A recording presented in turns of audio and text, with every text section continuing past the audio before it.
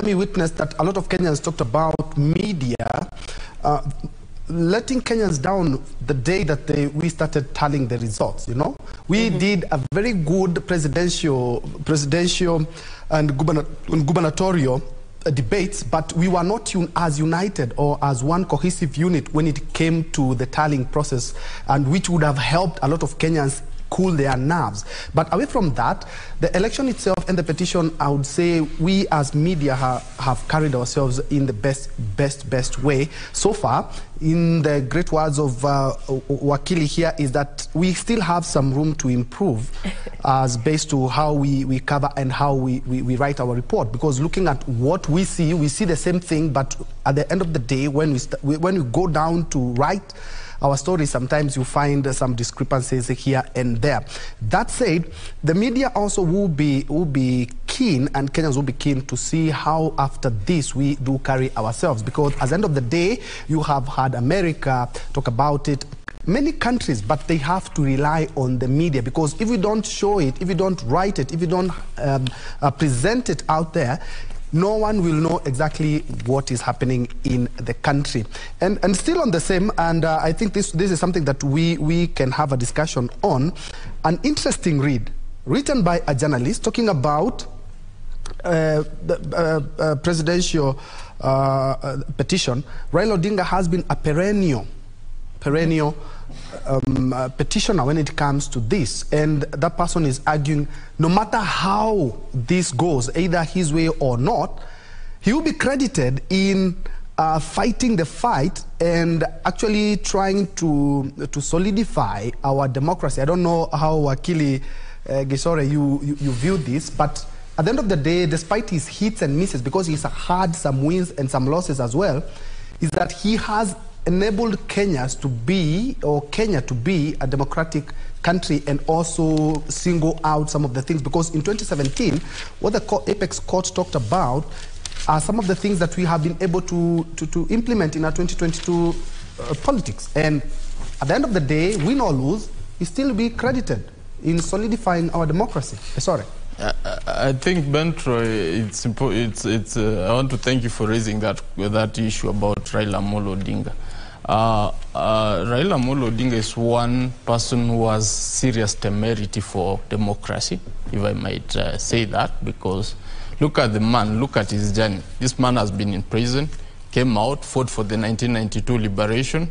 That succeeded. We appealed Section 2A, and then turns back and joins Moi's government, and then turns to throw Moi's government out, or his choice, so giving rise to another liberation, whereby we had change of power.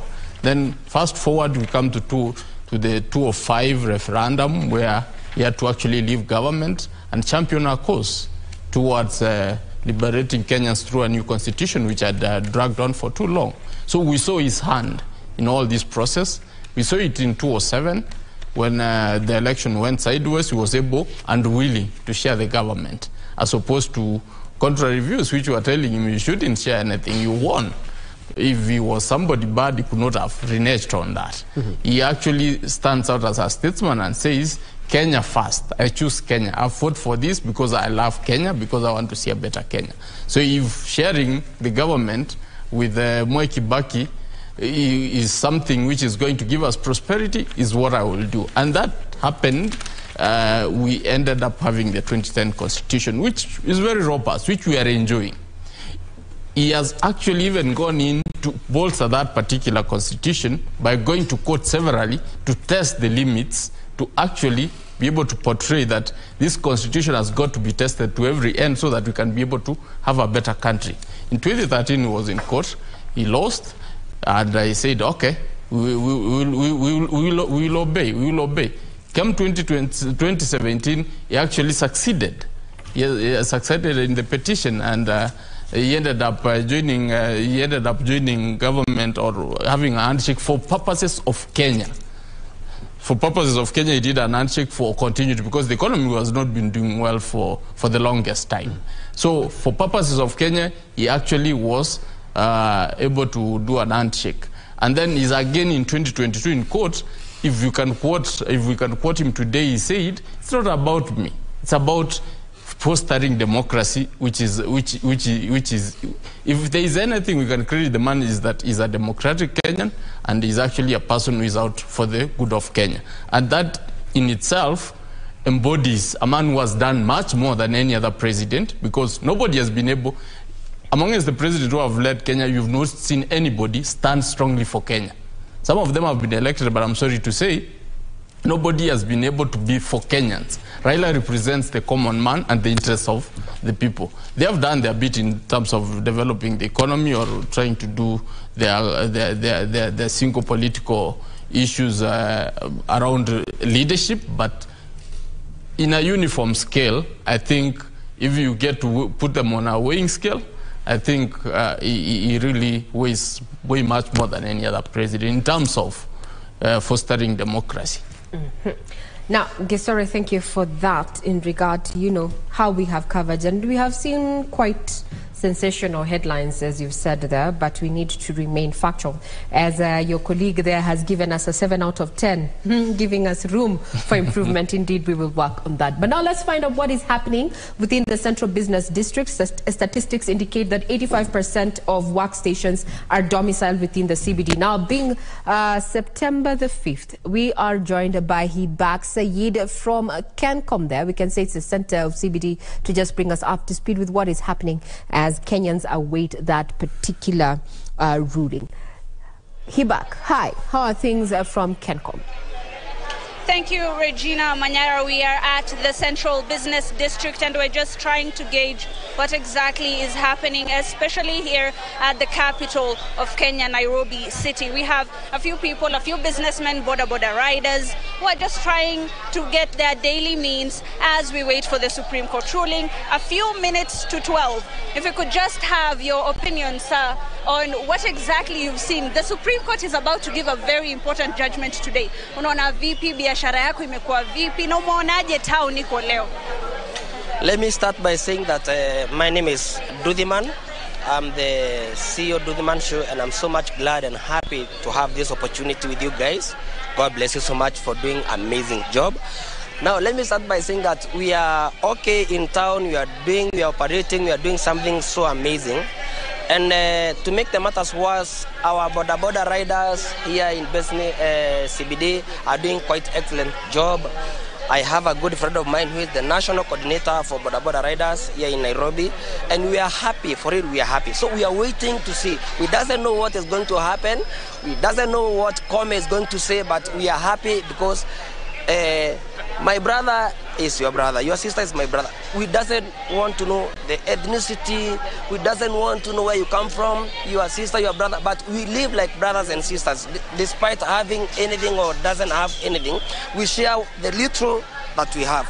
So as a border rider, who is a journalist by profession, because I've worked with your media or whatever, I'm happy, we are happy. So let me just give a take to my brother and say something. Just to cut you off, Regina, we've been checking around and we've seen that the shops are mostly open, the businesses are functioning quite well, people are conducting their business as they always have. As you can see, we're at CANCOM, and most of the matatus are carrying people just as they always do. People are waiting, yes, for the ruling by the Supreme Court, but people are going about their business here in Nairobi City. If maybe we could have the opinion of a Kenyan, unaonaje kuhusu hii Supreme Court ruling? Unaonaje, nini unatarajia? Okay, kwa majina ni Victor Chiteri from Kibra. Yenye ningependa tu kusema ni those results of the CJ has announced the results. Let us take as normal so that we can continue with our normal work, so that people can continue with their normal business. Thank you.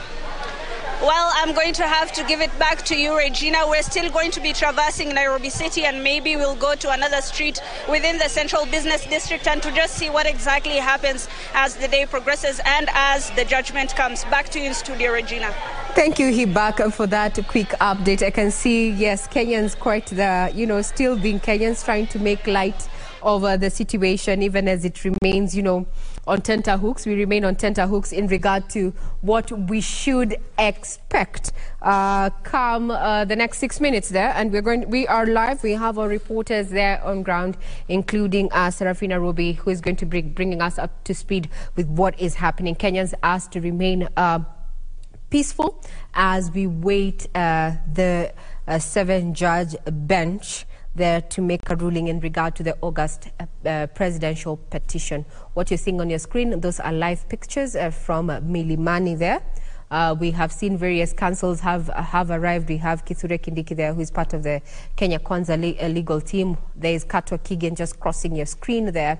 Further ahead there, we are also having other councils who are either have been representing the respondents or the petitioners there, all looking calm. At the end of the day, we have there has to be peace and justice going forward. We are all brothers and sisters there. Now, I'd want to hand it over, rather take it back to you, Troy, there. We were talking about the performance and the conduct of the media during the election, and even at the point where we are right now, focusing on the presidential petition. And from Hibak Said's link there, you can see there's a Kenyan there who has introduced himself as Nduthi Man. And what I am actually proud of is that during this particular election, we did not have an issue of, sensation, so to speak, with the Githeri man aspect and such. We did not see this. We kept it to matters of fact. And I would want to say, let's toot our own horn as a media fraternity there. But it was a light moment to try and see that there was a gentleman behind Said Hibak there, calling guys to tell them, hey, you need to watch us. You need to watch us from KBC Channel 1. I'm live. Well, we also want to welcome your feedback. You can get us on Twitter on KBC Channel 1. But before we get to read what you have to say on Twitter and the expectations, we want to take you down to Kibra, where we're joined by my colleague Irene Mchuma Odim to bring us up to speed with how things are looking like in Kibera. Good afternoon.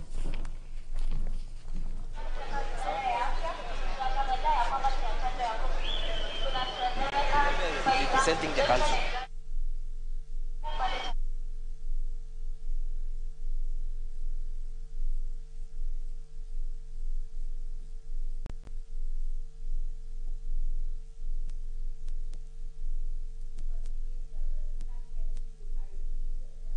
Get the sound corrected. We'll be getting back to you. We are domiciled in various parts of the country just to keep tabs on what is happening as we await the much anticipated verdict on the presidential petition of August 2022 there. Security has been beefed up. A communication was made to Kenyans, especially who are operating within the central business district. Various roads were closed, including Gong Road there at the junction of NHIF there, as well as, some motorists redirected not to use the Haile Selassie Avenue there to just try and keep crowds out of Milimani there, where the 7-judge bench is going to be giving its ruling, led by Chief Justice Martha Koome. What you're seeing is security outside Milimani Law Courts there. That is a contingent of National Police as well as a General Service Unit. And inside there, we're seeing a council made up of, various, there you go, we have Soweto there. Council Soweto there. You can see how she's already there. I would want to know what's going on through the minds of the lawyers there, both for the petitioner and the various respondents there, who over the last 2 days have exuded confidence that they're going to be carrying their day, or rather their prayers are going to be carrying the day. In the next 1 minute, we are expecting the 7-judge bench there. We are seeing Feroz there, Luigi, as engaging Professor Githu Muigai and the legal counsel there, Governor-elect, that is James Orengo.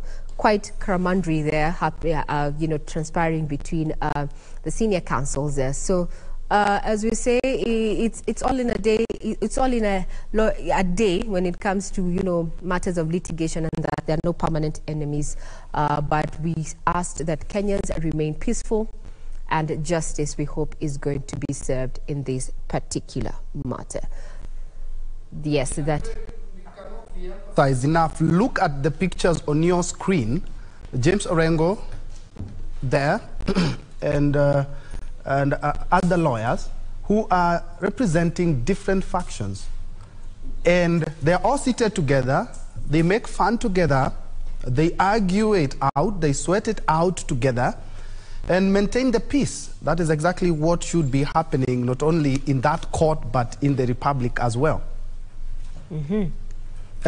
Before we crossed over to Irene, we were talking about how, despite the fact that he has had some hits and misses in presidential petition, is that he has been able to bolster our democracy in regards to electoral matters. And I would like to pick Shadrach's mind on the same, is despite that Raila has won and lost some of the petitions, he has actually helped the electoral system in the country. That was an interesting read. I was reading from a journalist as well.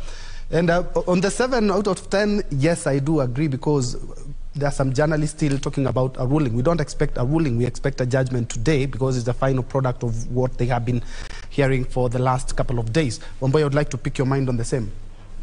Well, there is a lot to admire from the two gentlemen who have been, entertaining us with this presidential dispute. And one thing you will give to Dr. William Samoei Ruto first is his spirit of resilience. That spirit of, when he wants it, he goes for it.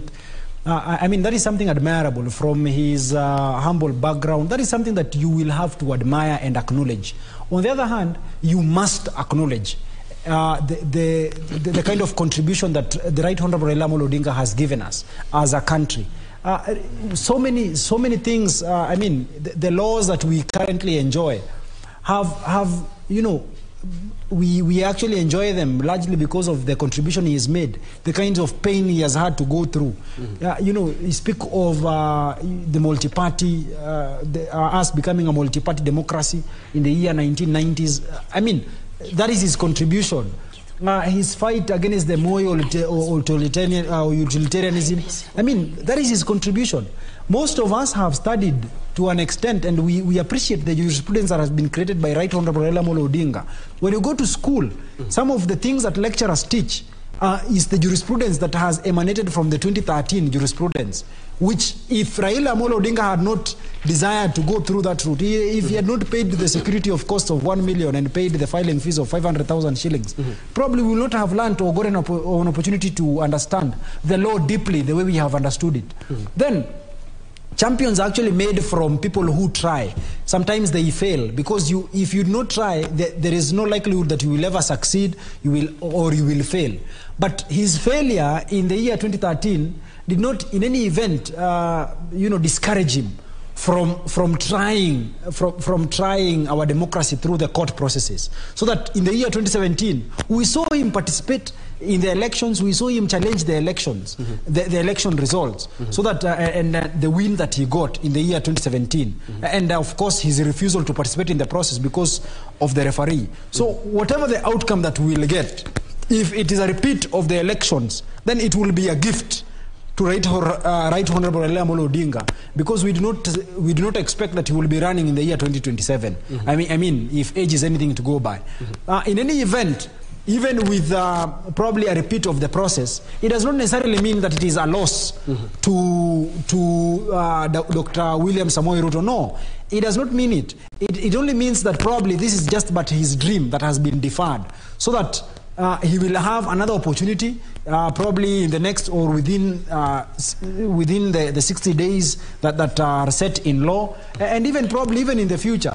I mean, Right Honorable Dr. William Samoei Ruto is a young man who has a lot of life in himself. I think today he should be turning 55 years of age. Really, he has a lot. Yes. Now, Wamboy, let's get to hear what is happening down in Kibra, where we're joined by Irene Mchuma-Odim there to just bring us up to speed with what is going down there. Good afternoon, Mchuma. How are things at Kibera, or rather in Kibera?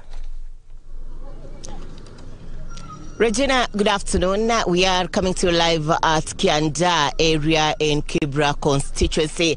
Earlier on, we were at Ayani and Makina areas, and Regina would say it's business as usual to a huge number of residents here in Kibra constituency. However, there are those who are following the proceedings from their screens. This as we wait for the verdict of the Supreme Court. Remember, Raila Odinga, who is the Azimio la Umoja presidential candidate, is also the ODM party leader, and Kibra constituency has time and again given him a back wherever he's making a move politically. And interestingly, Regina, unlike what many people would anticipate, that many people will remain at home and not go back to the business, is business as usual for many residents here in Kibra constituency. In fact, the shopkeepers, the tailors, the welders are going on with their business as usual.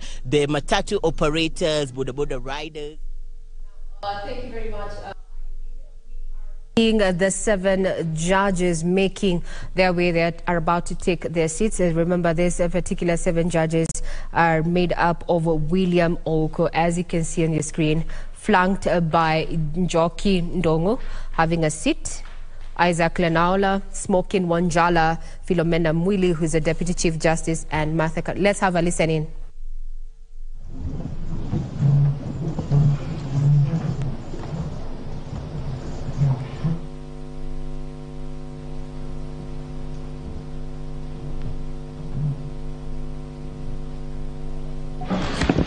Good afternoon and welcome to the Supreme Court of Kenya for the delivery of judgment in presidential election petition number E005 of 2022 as consolidated with E001, E002, E003, E004, E007 and E008 of 2022, Raila Amolo Odinga and 6 others versus William Ruto and 13 others. The Honorable Chief Justice and the President of the Supreme Court is presiding. Thank you. Very good afternoon, ladies and gentlemen. Yes, this is the judgment of the court, which is delivered pursuant to Rule 23(1) of the Supreme Court Presidential Election Petition Rules 2017 in the presidential election held on the 9th August 2022. This is an abridged version of the judgment. The full judgment will be delivered after 21 days. Kenya is a sovereign multi-party democratic state whose foundations are firmly spelled in the Constitution. The Kenyan people's quest for electoral reforms since independence is well documented. That notwithstanding, and even without going back to the pre-1992 era, every cycle of elections has been highly contested, with the exception of 2002. This speaks to a background of distrust of the administration of our electoral process. Informed by this setting, Kenyans made a decision to vest the Supreme Court with the jurisdiction to determine questions regarding the validity of a presidential election under Article 140 of the Constitution. The reactions following the declaration of results of the presidential election of 9th August 2022 shows that the Independent Electoral and Boundaries Commission, IEBC, has not yet garnered universal public confidence and trust in the internal management of the Commission and elections. On the 15th August 2022, 6 days after the general elections were held, Mr. Wafula Chebukati, the chairperson of IEBC, announced the following results. Raila Odinga, 6.942,930 votes, representing 48.85%. William Ruto, 7.176,141 votes, representing 50.49%. David Wahiga, 31,987, representing 0.23%. George Wajakoya, 61,969, representing 0.44%. Based on the aforesaid results, the chairperson of IEBC declared William Samoei Ruto the first respondent, the presidential candidate for the United Democratic Alliance Party, as the president-elect. This declaration has precipitated a total of 9 presidential petitions that are filed before us, to wit, number 1, presidential election number 001 of 2022, John Njoroge Kamau versus Wafula Chebukati and 3 others, and Raila Amolo Odinga and 7 others named as interested parties. The second petition is presidential election number 002 of 2022, Youth Advocacy Africa and another versus IEBC and 12 others. Third petition, presidential election petition number 003 of 2022, Kerif Khalifa and 3 others versus IEBC and 3 others. Fourth petition, presidential election petition number 4 of 2022, David Kariuki Ngari versus IEBC and 9 others.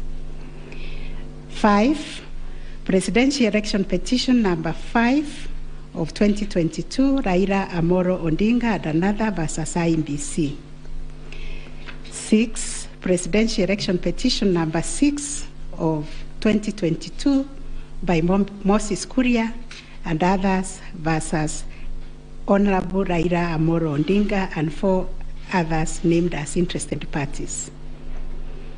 Number 7, presidential election number 007 of 2022, Okia Omtata Okoiti and others versus IEBC and others. Number 8, petition number 008 of 2022, Julia Nyokabi Chege and others versus IEBC and 3 others. And the last one, but not least, petition number 009 of 2022, Ruben Kigame Richete versus IEBC and others. In addition to these petitions, we received a total of 24 interlocutory applications and 1 preliminary objection, which were filed in this court. 2 of the presidential election petitions were struck out. That is petition number 006 and 009 of 2022 for failure to meet the constitutional threshold as set out under Article 140 of the Constitution. On 29th August 2022, this court also admitted 3 amici curiae briefs by the Law Society of Kenya, the Kenya section of International Commission of Jurists, and John Warubengo and 2 others. Upon perusing and considering the issues raised in the remaining presidential election petition numbers 001, 002, 003, 004, 005, 007, and 8, the responses and the submissions filed thereto, this court found that all the 7 petitions substantially raised similar issues and sought similar reliefs. Consequently, on 30th August 2022, this court ordered that the 7 petitions be consolidated and designated Presidential Election Petition number 005 of 2022 as the read file. From the consolidated petition, the responses filed and submissions filed by all the parties, the court crystallized the following issues for determination. And those issues are there. We have repeated them several times. I will not read them. Having considered and deliberated upon the consolidated petition, the attendant responses, submissions, and also considering the amici curiae briefs, we now make the following determination on issue number 1, which is whether the technology deployed by IEBC for the conduct of the 2022 general elections met the standards of integrity, verifiability, security, and transparency to guarantee accurate and verifiable results. As noted in the introduction, lack of trust in the electoral system has endured in Kenya for a long time. This led to the introduction of electoral technology following recommendations made by the Independent Review Commission on the general elections held on the 27th December 2007, popularly known as the Kilele Commission report. That report recommended integration of technology into Kenya's electoral process for registration, identification of voters, and transmission of results. These were enacted in Section 44 of the Elections Act 2011. By this statute, IEBC is enjoined to adopt technology in the electoral process. As a consequence, the IEBC developed a technology known as Kenya Integrated Electoral Management System, KIMS, making Kenya's election process an hybrid as it employed both technology and manual processes. The first, third, and fourth petitioners in the consolidated petition challenge the technology used by IEBC during the 2022 general election. They plead that the manner in which technology was deployed and utilized fell short of the prescribed constitutional and statutory standards. As regards the audit of the register of voters, they urge that IEBC, pursuant to its elections operations plan, committed itself to conducting an audit of the register of voters by 31st March 2022. To the contrary, they arrange it only publicly availed the audit report on its website on 2nd August 2022, which was only 7 days to the elections. In this report, it was noted that the auditors established serious gaps and risk to the electoral process, including numerous cases of change of voter stations without knowledge or approval of the affected voters. Grant of voter update privileges in IEBC, IDMs, to 14 user accounts and related to voter registration. Reducing the accountability of user activities in the register of voters. Presence of 11 active generic accounts on the MBIS application and the 2 MBIS users with the same logging identification. Risking unauthorized system users, possible interference, change of particulars on the activation of voters in the system. IEBC's failure to set up access, decertification, and user activity review process. And IEBC was also arranged to have failed to respond to requests by auditors for crucial information. On the integrity of the technology deployed, it was the case for the seventh petitioner that in order to comply with Article 86 of the Constitution and Section 44 of the Elections Act, the technology deployed must be simple, accurate, verifiable, secure, accountable, and transparent. On the simplicity of technology, the seventh petitioner contends that the KIMS kits failed the tests as they were not easily usable by ordinary citizens without expert knowledge. They further assert that IEBC was expected to procure and put in place a technology necessary for the conduct of the general election at least 120 days before the election and ensure consultation with the relevant agencies, institutions, and stakeholders. Furthermore, the petitioners arranged that IEBC violated its constitutional duty by delegating the design, implementation, and conduct of the KIMS components of the election to a foreign company, Smartmatic International Holdings, BV. As a result, IEBC staff and the public did not have full comprehension of the KIMS components.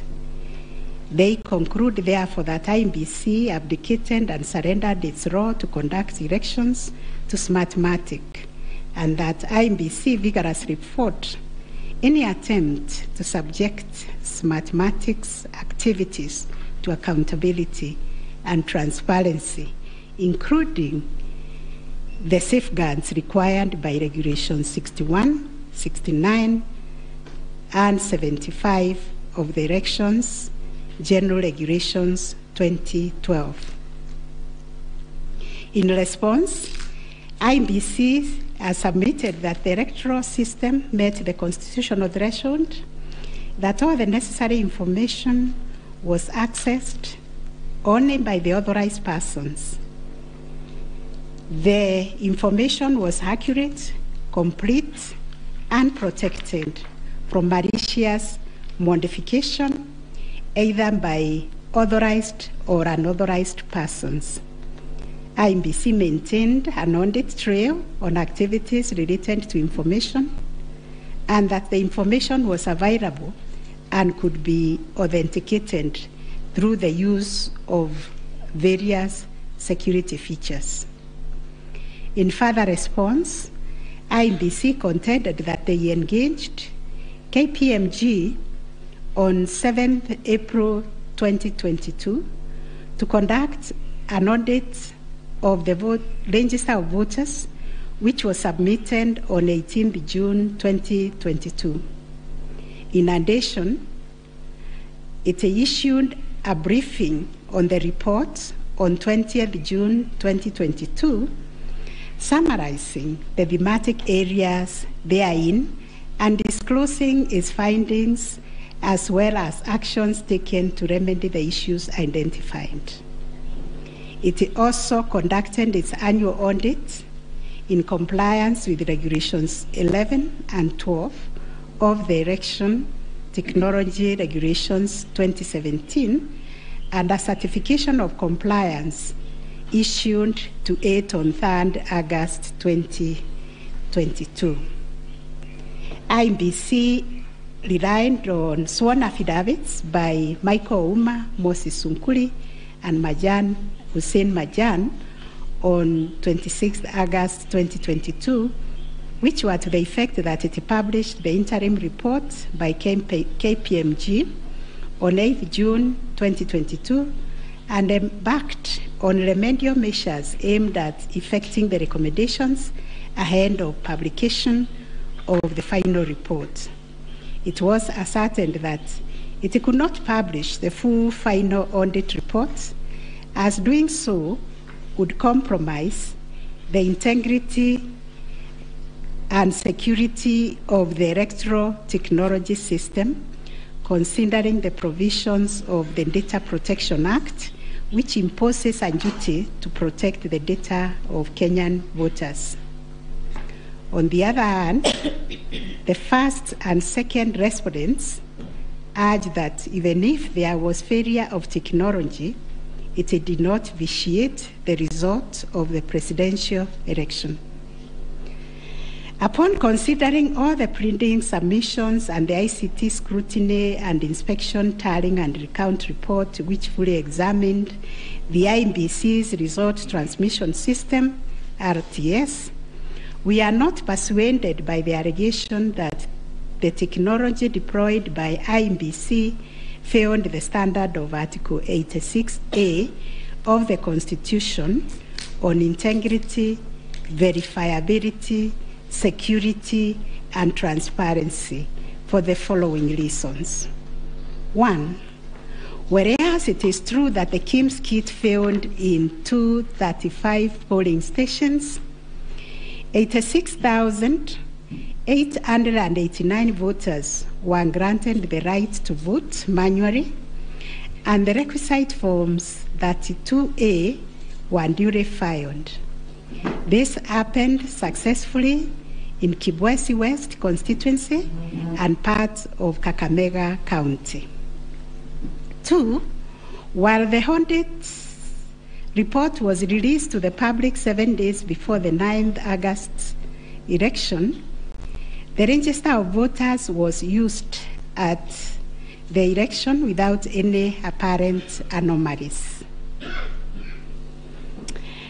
3, Smartmatic was procured to provide the necessary technological infrastructure, as IEBC did not have the capacity to do so. No credible evidence meeting the requisite standard of proof of access to the system by unauthorized persons was adduced by the petitioners.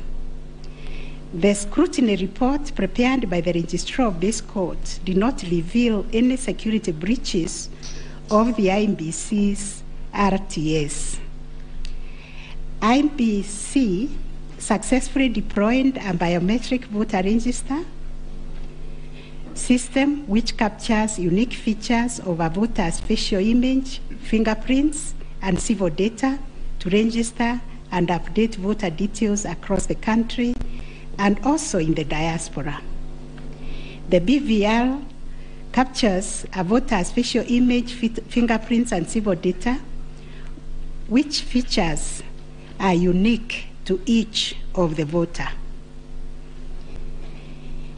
In compliance with Section 6A of the Elections Act 2011, IEBC opened the register of voters for verification of biometric data by members of the public for a period of 30 days. Thereafter, the register was revised to address issues arising from the verification exercise. KPMG then audited the register, and we are satisfied that the inconsistencies and inaccuracies identified during the audit were somewhat successfully addressed.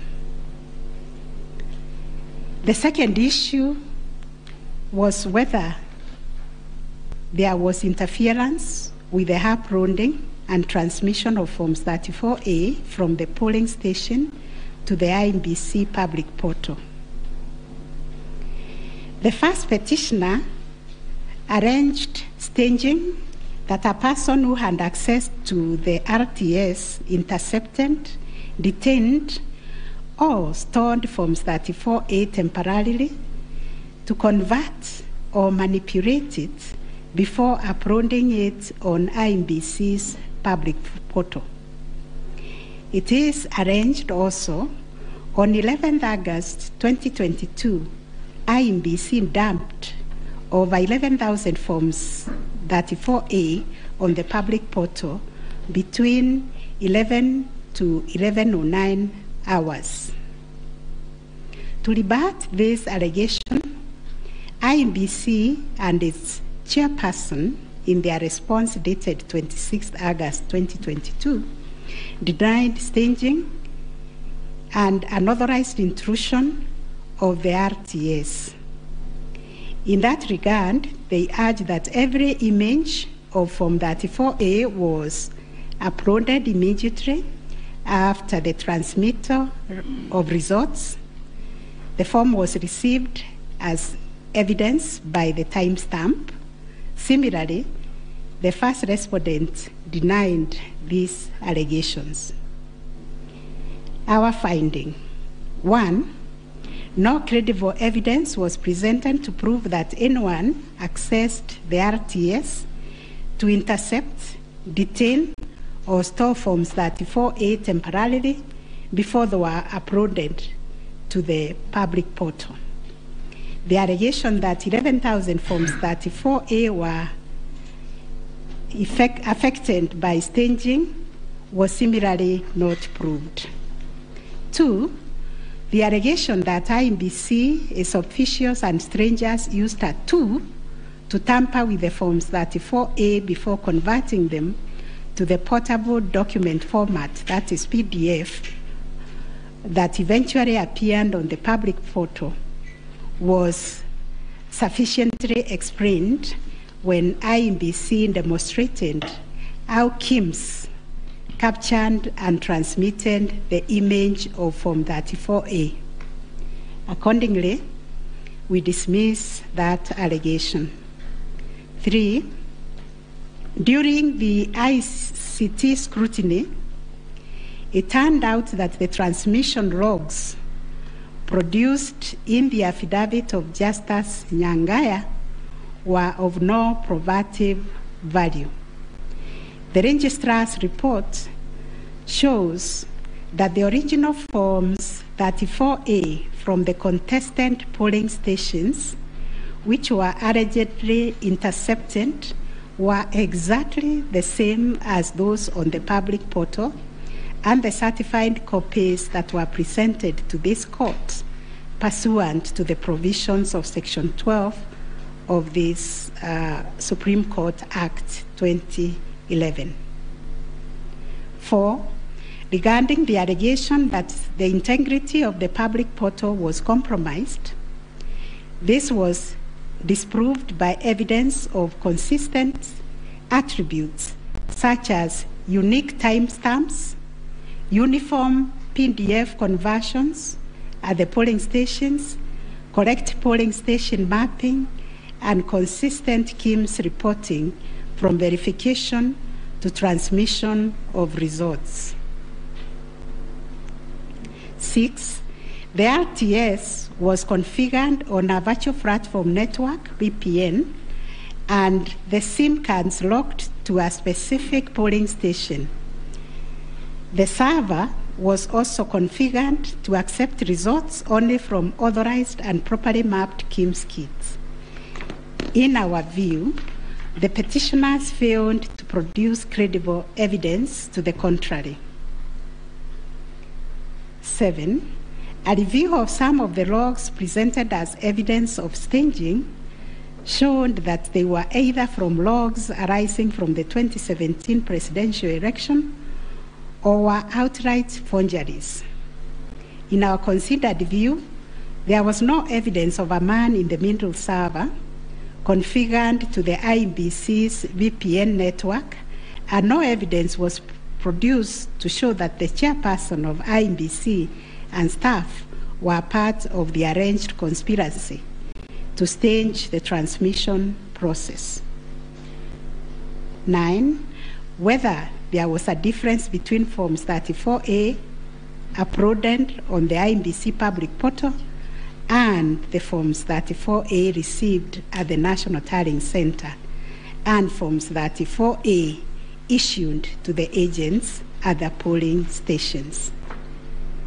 On this issue, The first petitioner's case was that there was deliberate manipulation and tampering with Forms 34A, as demonstrated in the affidavits, to the effect that votes were being deducted from the first petitioner and being added to the first respondent.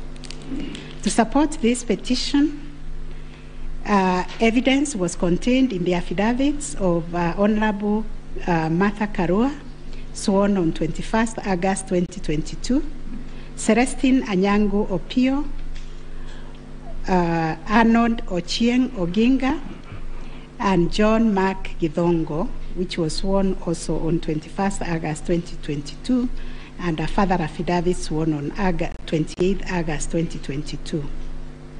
Dr. Nyangasi also swore an affidavit on 21st August 2022, and so was Martin Papa, to support that allegation of handing and subtraction of votes.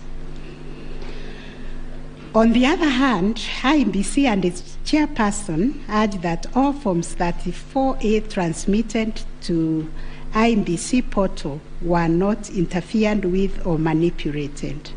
Further, that the Forms 34A signed at the polling station and issued to the agents were identical to the Forms 34A uploaded on the public portal and delivered to the National Tallying Center at the Bomas. It was contended that in any event, IEBC used the original physical Forms 34A to tally, verify, and declare the presidential election results. This court ordered scrutiny of the forms from the 41 polling stations outlined in the affidavit of Celestine Opio to ascertain the allegation of interference. And this is our finding. 1, there were no significant differences captured between the Forms 34A uploaded on the public portal and the physical Forms 34A delivered to Bomas that would have affected the overall outcome of the presidential election. B, no credible evidence was presented to support the allegation that Forms 34A presented to agents differed from those uploaded to the public portal. The report by the registrar of this court confirmed the authenticity of the original forms in the sampled polling stations. The affidavits of Celestine Opio and Arnold Ochieng Oginga, while containing sensational information, were not credible, as the registrar's report confirmed that all the Forms 34A attached to those affidavits and purportedly given to them by the agents at select polling stations were significantly different from the originals, certified copies, and those on the public portal. The purported evidence of Celestine Opio and Arnold Oginga, sworn in their respective affidavits, are not only inadmissible, but are also unacceptable. It has been established that none of the agents on whose behalf the forms were being presented swore any affidavit, that there is nothing to show that they had instructed both Celestine and Arnold to act for them. Yet the two have gone ahead to depone on matters that are not within their knowledge. This court cannot countenance this type of conduct on the part of counsel who are officers of the court. Though it is elementary learning, it bears repeating that affidavits filed in court must deal only with facts which an opponent can prove of his own knowledge, and as a general rule, counsel are not permitted to swear affidavits on behalf of their clients in contentious matters like the one before us, because they run the risk of unknowingly swearing to falsehood and may also be liable to cross-examination to prove the matters deponed. We must remind counsel who appear before this court, or indeed before any other court or tribunal, of the provisions of sections 113 and 114 of the Penal Code that swearing to falsehoods is a criminal offense, and 2, that it is an offense to present misleading or fabricated evidence in any judicial proceeding. Section 114 of the Penal Code states, and I quote, "Any person who swears falsely or makes a false affirmation or declaration before any person authorized to administer an oath or a declaration upon a matter of public concern, and at such circumstances that the false swearing or declaration, if committed in a judicial proceeding, would have amounted to perjury, is guilty of a misdemeanor." One of the most serious losses an advocate may ever suffer is the loss of trust by judges for a long time. Such conduct amounts to interference with the proper administration of justice. The contents of the affidavit of John Mark Githongo, which may contain forgeries, are also dismissed for not meeting the evidential threshold. Those averments contain no more than incredible and hearsay evidence. No admissible evidence was presented to prove the allegation that Forms 34A were fraudulently altered by a group situated in Karen under the direction of persons named in the affidavit and video clip attached to it. As a matter of fact, these 2 affidavits amount to double hearsay and incapable of being proved at each of the rears. We turn to Form 34A for Gasharaigo Primary School, which was sensationally presented by Madam Judy Soweto, advocate, to show that one Jose Kamango accessed the RTS and interfered with the result contained therein. This also turned out to be no more than hot air, and we were taken on a wild goose chase that yielded nothing of probative value. The KIMS kit relating to Songonyo Primary School, which bore the same serial number with another, was admitted by IMBC as an inadvertent manufacturer's error. We are also satisfied that the 2 kits and other identifying features that were markedly different, including the timestamps and polling code, and therefore nothing turns on this anomaly. Therefore, to the question whether there was a difference between Forms 34A uploaded on the IBC public portal and those received at the National Tallying Center and those issued to the candidates' agents at the polling station, we have found none. Issue number 4, on whether the postponement of gubernatorial elections in Kakamega and Mombasa counties, parliamentary elections in Kitui, Rural, Kachiriba, Rongai and Pokot South constituencies, and electoral ones in Nyaki West, in North Imenti constituency, and Koanjenga in Embakasi South constituency, resulted in voter suppression to the detriment of the petitioners, and especially in petition number 5 of 2022. It is common knowledge that IBC postponed elections for various seats during the general elections of 9th August 2022 due to mix-up of ballot papers in the above-named electoral units. It is the combined case of the first and second petitioners that, in terms of Articles 136, 2A, 177, 1, and 181, as read with Article 1 of the Constitution, the chairperson of IBC had no jurisdiction to postpone elections in those areas.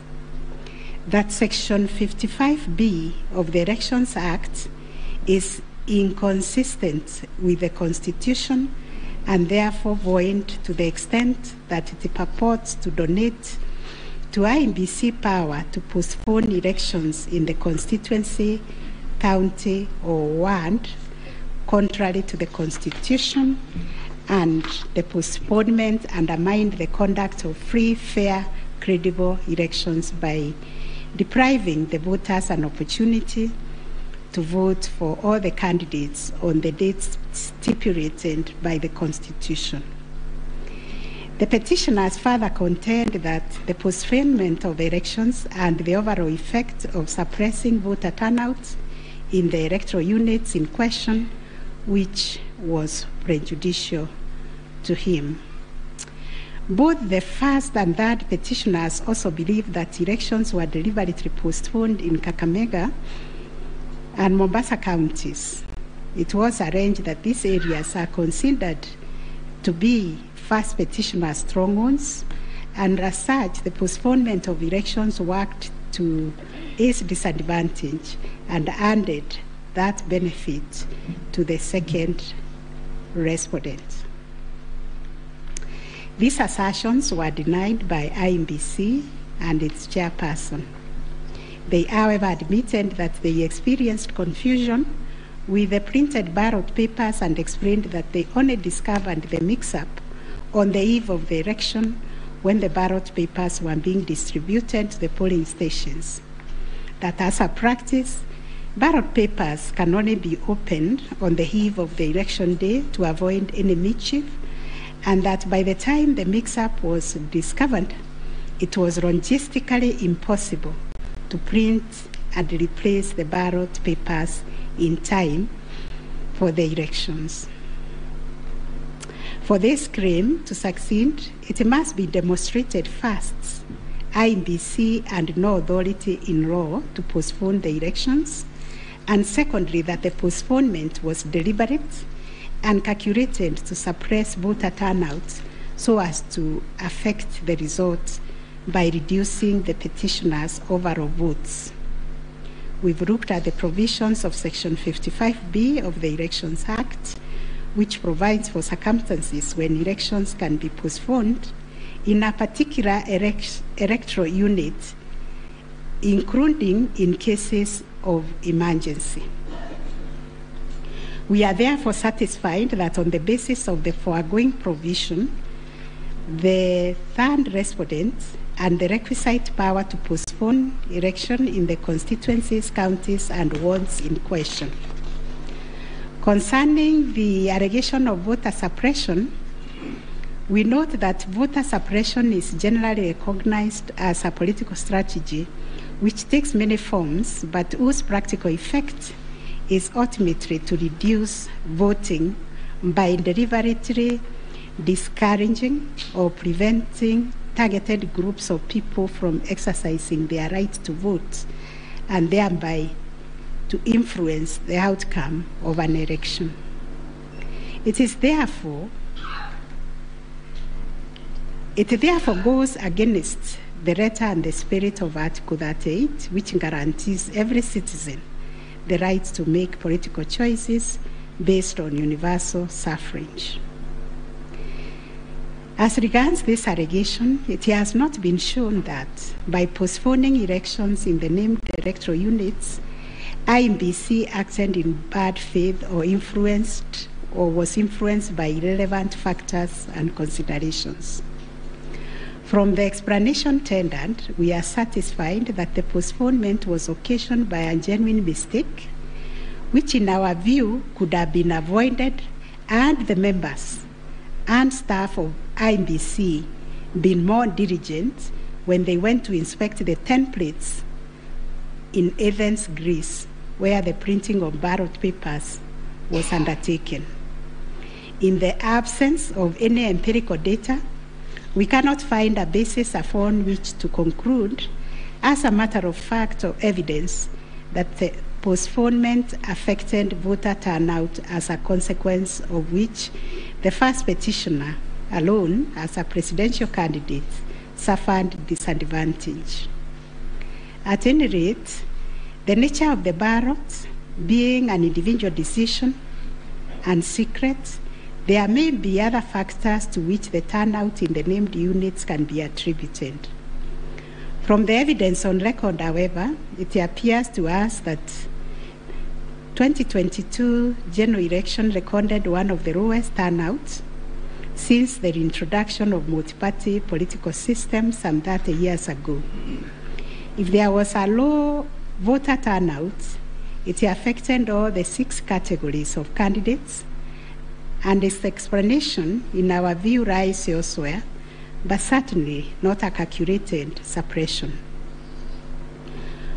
On the other hand, in rebuttal to these claims, IEBC illustrated with examples to our satisfaction that there was no nexus between the postponement of elections and voter turnout in the affected units, far from the fact that this claim was undoubtedly just another red herring.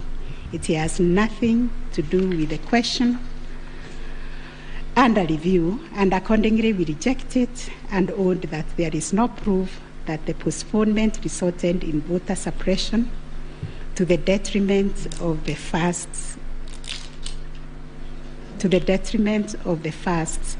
petitioner. Whether there were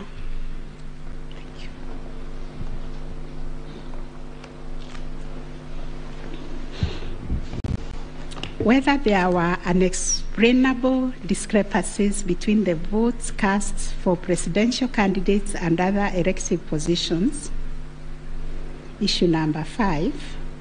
The first petitioner was categorical that there was systemic ballot stuffing in certain counties, mainly in the Rift Valley and central parts of Kenya, where, according to him, a total of 33,208 votes were cast for president only, without corresponding votes for the other elective positions.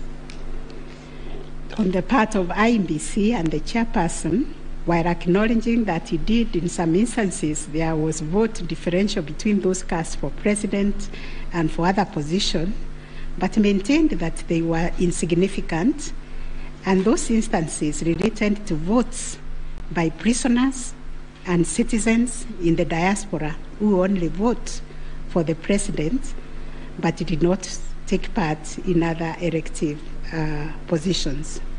The differential also includes rejected ballot papers and stray votes which do not count as valid votes.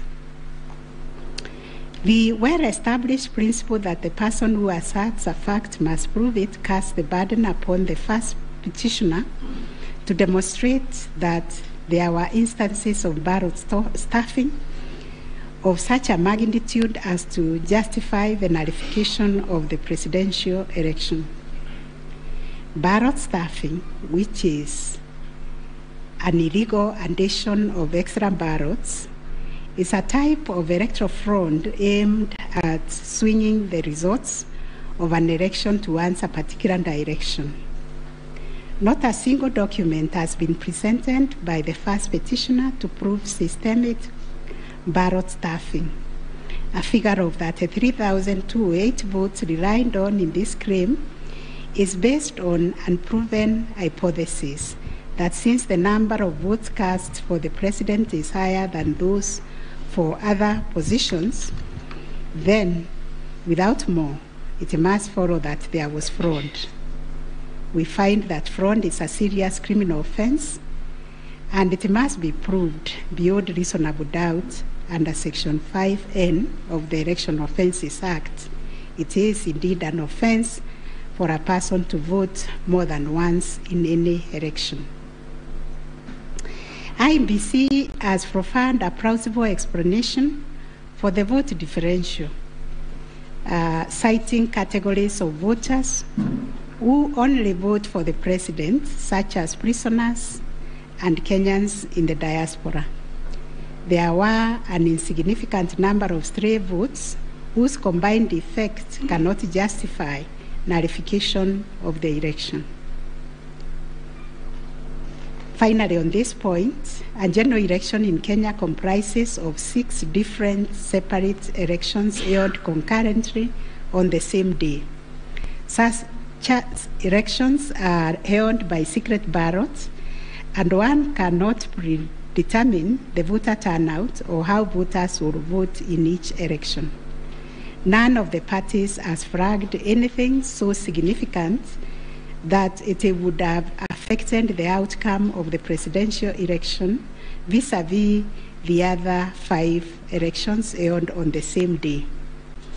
We find, therefore, there were no unexplainable discrepancies between the votes cast for the presidential candidates and other elective positions. On issue number 6, whether IEBC carried out the verification, tallying, and declaration of results in accordance with Article 138, 3C, and 138(10) of the Constitution. This issue arises from the printings in all the petitions as consolidated. Based on the said printings, the affidavits sworn in support thereof, and the written and oral submissions by parties, two viewpoints regarding the meaning, scope, and application of Article 138, 3C, and 10 of the Constitution have been advanced. On the one hand, the petitioners submit that pursuant to the foregoing provisions, the role of verifying and tallying of votes as received from polling stations countrywide is vested in the Commission as a corporate entity and not the chairperson of the Commission. It is their argument that the chairperson cannot undertake this task to the exclusion of other commissioners. They submit that the language of Article 138(3)(c) does not envisage a situation where the chairperson can arrogate to himself unfettered authority to verify and tally the results at the National Tallying Center without involving the other commissioners. Such action, they contend, would not only be unconstitutional, but would be sufficient ground without more to nullify an election of a president-elect. In support of their argument, the petitioners cite the Court of Appeal decision in IEBC versus Mafanikio and 5 others as affirmed by this court in the case of Raila 2017. The petitioners further submit that Regulation 87(3) of the Election General Regulations is unconstitutional to the extent that it purports to vest the power of verification and tallying in the chairperson of IEBC. On the other hand, the first, second, and third respondents submit that power to verify, tally, and declare results of a presidential election at the National Tallying Center is the exclusive preserve of the chairperson of IEBC. According to them, there is nothing unconstitutional about Regulation 87(3) of the Elections General Regulations. The said regulation, the respondents submit, makes no mention of commissioners other than the chairperson. At any rate, the respondents argue Article 138(3)(c) of the Constitution does not envisage a situation where it is the commissioners who personally undertake the task of verifying and tallying the results as entered into the thousands of Forms 34A. Such an undertaking would be humanly impossible, they submit. For good measure, the respondents submit that Section 11A of the IEBC Act provides that the chairperson and members of the Commission are responsible for the formulation of policy and strategy of the Commission and oversight. In their view, the Act does not contemplate a situation where commissioners would be directly involved in the verification and tabulation of presidential election results. The task of verification and tallying, as stated by the respondent, is executed by the staff of the Commission under the direction and supervision of the Commission Secretary, who in turn reports to the chairperson.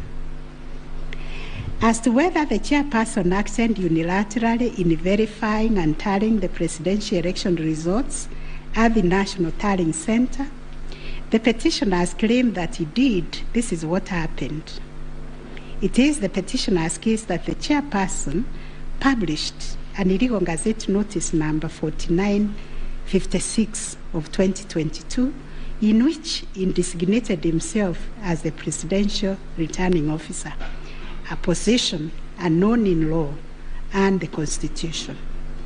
Having done so, the petitioner states that the chairperson proceeded to conduct the verification and tallying process to the exclusion of other commissioners, each of whom he had assigned verifiable roles and related to the verification and tallying exercise.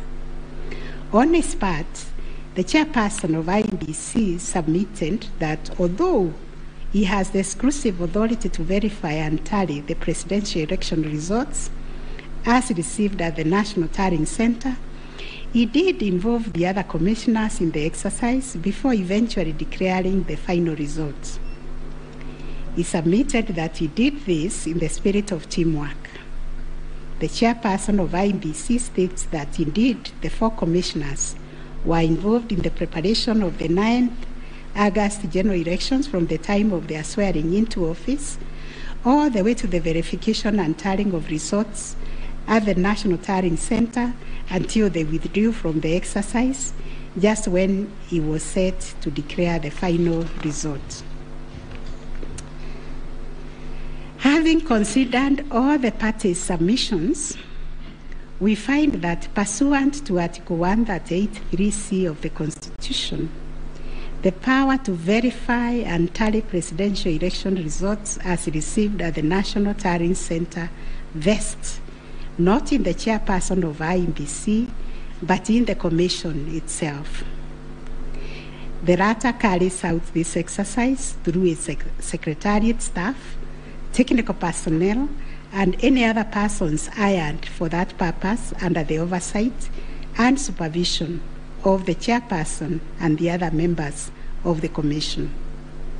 In line with this court's decision in Raila Amolo Odinga versus another versus IEBC and 2 others, as reported in 2017 Kenya Law Report, popularly known as Raila 2017, and the Court of Appeal decision in IEBC versus Maina Kiai, we also find that the chairperson cannot arrogate to himself the power to verify and tally the results of a presidential election to the exclusion of other members of the Commission. Indeed, Article 138(10) of the Constitution, although the power to declare the result of a presidential election after verification and tallying is vested in the chairperson, he does so only as a delegate of the Commission. Consequently, to the extent that Regulation 87(3) of the Elections General Regulation purports to vest the power of verifying and tallying presidential election results as received at the National Tallying Center solely on the chairperson to the exclusion of other members of the Commission, the same is contrary to and inconsistent with the provisions of the Constitution.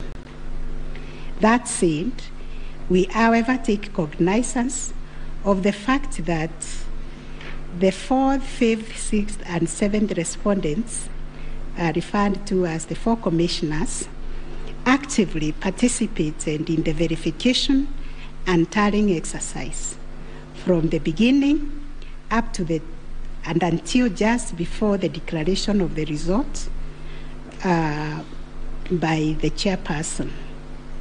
They took turns announcing the results as verified and tallied, and were present and active during the actual verification and tallying at Bomas.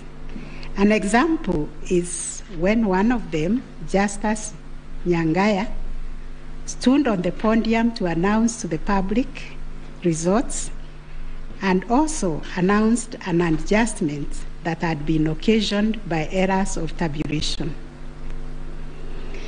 The events of 15th August 2022, therefore, came as a surprise. As the public waited for the chairperson of IEBC to declare the final results, sporadic violence broke out at Bomas. The violence swiftly was contained by the security forces, but there was unexpected drama as two different factions of the commission began to emerge. Kenyans found themselves watching an appalling split-screen scenario on their television sets. On one part of the screen was the chairperson readying himself to declare the results in accordance with Article 138(10) of the Constitution. On the other part of the screen were the four commissioners on the runs of the Serena Hotel, Nairobi, from where they announced that they would not own the results that were soon to be declared by their chairperson. The four commissioners informed the public of their rejection of the yet-to-be-announced results, terming them opaque, due to the manner in which the chairperson had been conducting the verification and tallying exercise. In his affidavit dated 25th August 2022, Justice Nyangaya affirmed that the chairperson's actions during the tallying and verification exercise at Bomas made it difficult to ascertain the total number of votes cast and the actual number of votes attained by each candidate, so as to enable him authoritatively state the commission and declared accurate results. All the petitioners have anchored their arguments for the nullification of the 9th August presidential election in Taharia on the walkout from the Bomas by the four commissioners. They contend that by rejecting IEBC's results on grounds of opaqueness of the verification and tallying process, they called into question the credibility of the entire election. They further submitted that being in the majority out of the 7-member commission, their view should prevail and the election should be nullified. It is the petitioner's argument, therefore, that a dysfunctional commission cannot deliver a credible election. We note that apart from their 11th hour denunciation of the verification and tallying process and their averments regarding the conduct of the chairperson, the four commissioners have not placed before this court any information or documents showing that the elections were either compromised or that the result would have substantially differed from that declared by the chairperson. Critically, they have not explained why they participated in a verification process when they knew that it was opaque up until the last minute. Indeed, at the Serena Hotel press briefing, the four commissioners acknowledged that thus far the entire election had been managed efficiently and credibly. The chairperson on his part did not make matters any better by maintaining a stoic silence, even as things appeared to be falling apart. All this, in our view, points to a serious malaise in the governance of an institution entrusted with one of the monumental tasks of midwifing our democracy, an institution that obviously needs far-reaching reforms, of which we shall say more in our detailed reasons. But are we to nullify an election on the basis of a last-minute boardroom rapture, the details of which remain scanty and contradictory between the chairperson of the commission and some of its members? In the absence of any evidence of violation of the Constitution and our electoral laws, how can we upset an election in which the people are participating without hindrance, as they made their political choices pursuant to Article 38 of the Constitution? To do this would be tantamount to subjecting the sovereign will of the Kenyan people to the quorum antics of IEBC. This we cannot do. Clearly, the current dysfunctionality at the Commission impugns the state of its corporate governance, but does not affect the conduct of the 2022 election. In view of the foregoing, we are satisfied that notwithstanding the divisions apparent between the chairperson and the 4 commissioners, IEBC carried out the verification, tallying, and declaration of results in accordance with Article 138(3)(c) and 10 of the Constitution. Issue number 7, whether the declared President-elect attained 50+1 of all the votes cast in accordance with Article 138 of the Constitution.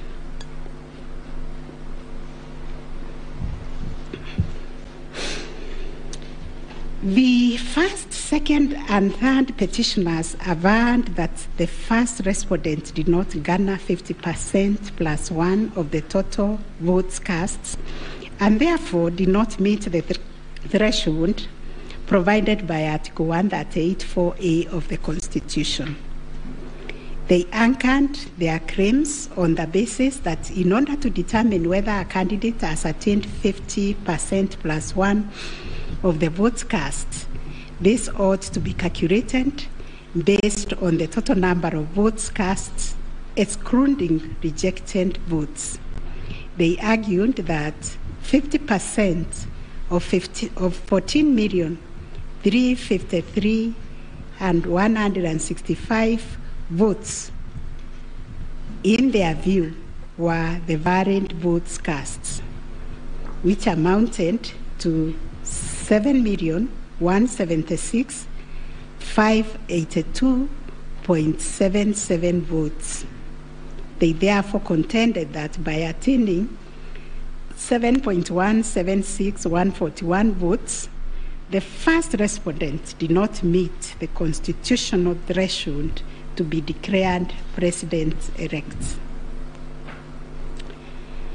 Supporting the claim that the first respondent did not meet the 50+1 constitutional threshold was the 6th petitioner. His contention was founded on the backdrop of a press briefing issued by the chairperson of IEBC after the official closure of voting on 9th August 2022. According to the 6th petitioner, the chairperson of IEBC announced that the voter turnout was 65.4% of the total number of registered votes based on the verification of the KIMS kits which were functional during the process of voting. In addition, the 6th petitioner urged that the voter turnout of 65.4% did not include some 238 polling stations where the KIMS kit had malfunctioned, necessitating use of the manual register. It was therefore urged that the minimum number of votes cast could not be less than 14,466,779. Additionally, that this number was bound to increase once the number of votes from the areas that used the manual register were included.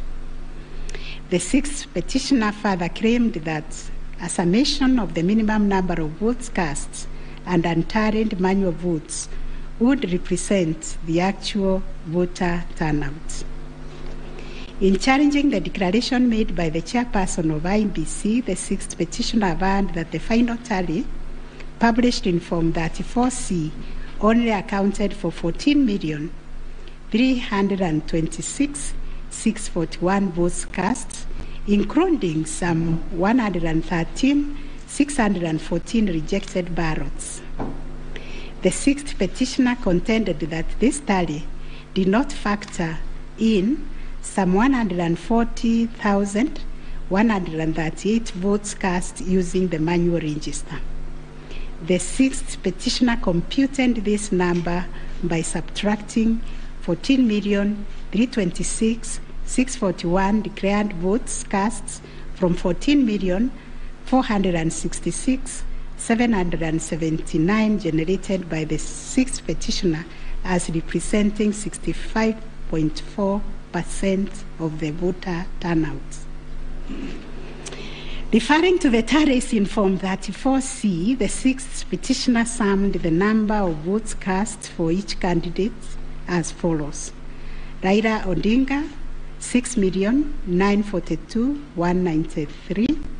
William Ruto, 7,176,141. Wahiga Mwaura, 31,987.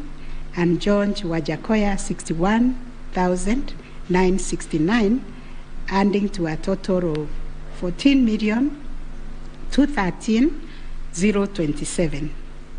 He then added 140,138,000 arranged to be entered in the votes, and this yielded a total of 14,353,165 total valid votes, which the sixth petitioner used to compute the percentages garnered by each candidate as follows.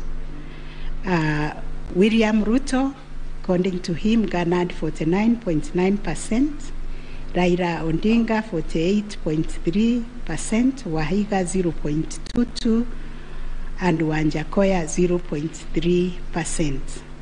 It is on this basis that the sixth petitioner grounded the claim that none of the candidates met the constitutional threshold as set out in Article 138(4)(a). IEBC and its chairperson disputed the sixth petitioner's claim. They submitted that the declaration of results is based on the number of people identified as having voted on the KIMS kit and not the total persons on the voters' register as arranged. They contended that the final voter turnout, comprising of the voters who were identified through the KIMS kit and those who voted manually, was 64.76% and not 65.4% as arranged by the petitioners. They urged that the announcement earlier by the chairperson of IEBC on 10th August 2022 was immediately clarified during the same press briefing. And evidence of this correction was provided to this court in an affidavit of the first and second respondents in Presidential Election Petition number 7 of 2022. According to IEBC and the chairperson, 14,239,862 voters were identified using the KIMS kit, while 86,889 voters were identified using the printed voter register. Therefore, the total valid votes cast were 14,213,137, while the total number of rejected ballots were 113,614, constituting 14,326,751 total votes cast. They illustrated that the first respondent garnered 7.176,141 votes against 14,213,137 total valid votes cast, yielding a percentage of 50.49 to meet the requisite constitutional threshold for a candidate to be declared president-elect. In the upshot, the percentage attained by each candidate was as follows. Raila Odinga 48.84%, William Ruto 50.48%, Wahiga Mwaura 0.22%, and George Wanjakoya 43%.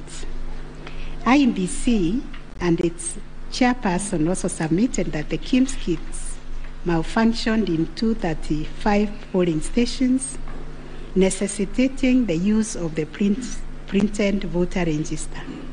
In these polling stations, backup KIMS kits were later deployed for purposes of results transmission. The first respondent, in response to the question of 50+1 constitutional threshold, maintained that he attained the threshold under Article 138(4) of the Constitution as elaborated by the IEBC and the chairperson.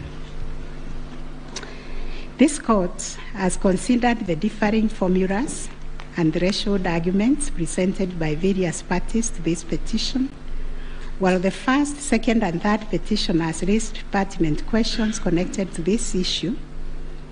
We shall address them together with those of the sixth petitioner, who has addressed and focused on the issue as specifically framed in detail. It must be restated that the case made by the sixth petitioners concerns a data-specific threshold as enunciated under Article 138(4) of the Constitution, that without attainment of which there can be no declaration. This data-specific threshold is what this court declared in John Arun Mwau and two others versus IEBC and others. Petitions numbers 2 and 4 of 2017, consolidated, referred to as the ultimate yardstick for determining the winner in a presidential context. In Raila Odinga and 5 others versus IEBC, petition number 5, 3, and 4 of 2013, this court asserted that rejected ballot papers do not constitute a vote cast to be included in calculating the final tally in favor of a presidential candidate. We are not persuaded by amicus curiae's brief, that is Law Society, who attempted to persuade us to consider our position on this finding. We reiterate that rejected votes cannot be taken into account when calculating whether a presidential candidate attained 50% plus 1 of the votes cast in accordance with Article 138(4) of the Constitution. Similarly, in the same Raila 2013 case, the court further laid down the parameters of burden and standard of proof in electoral disputes. More specifically, the burden and standard of proof required in disputes challenging the outcome of a presidential election. And this is what the court said, I quote, "In the case of data-specific electoral requirements, such as those specified in Article 138(4) of the Constitution, for an outright win in the presidential election, the party bearing the legal burden of proof must discharge it beyond any reasonable doubt." The question that follows was whether the petitioners challenging the attainment of 50% plus 1 constitutional threshold and the computation by the sixth petitioner in general met the standard of proof settled by this court in Raila 2013 case. The premise of the sixth petitioner's percentage computation was a press briefing made by the chairperson of IEBC on 10th August 2022, when the evidential burden shifted to IEBC and its chairperson, as it does in election cases. They produced video evidence correcting the percentage voter turnout to read 64.6 at the time of the briefing. This percentage, however, did not include reports from all the KIMS kits and 86,889 voters who were identified manually using the printed register of voters. In our view, the assertion by the sixth petitioner that the percentage voter turnout was firstly predicated on the uncollected percentage given by the chairperson of IEBC was negated by evidence adduced to prove the correction. Secondly, the sixth petitioner based his percentage of voter turnout on the total number of registered voters, while the chairperson of IEBC made reference in the press briefing to the number of registered voters who were identified through the KIMS kit progressively. The sixth petitioner also asserted that rounding off of votes cast in a presidential election as a means of assessing the threshold under Article 138(4) of the Constitution kills and bars voters, which is illegal and unconstitutional. We have deliberated on this proposition and found that it is not mathematically sound and that the rounding off done by IEBC and the chairperson was correct. Consequently, we find that the petitioners did not provide a watertight case to warrant the setting aside of the results of the presidential election on the basis of not having met the threshold provided under Article 138(4)(a) of the Constitution. On the voter turnout, therefore, we find that the formula predicated on the number of voters identified through KIMS kits progressively and used by IEBC and the chairperson to generate a percentage of 64.76% was correct.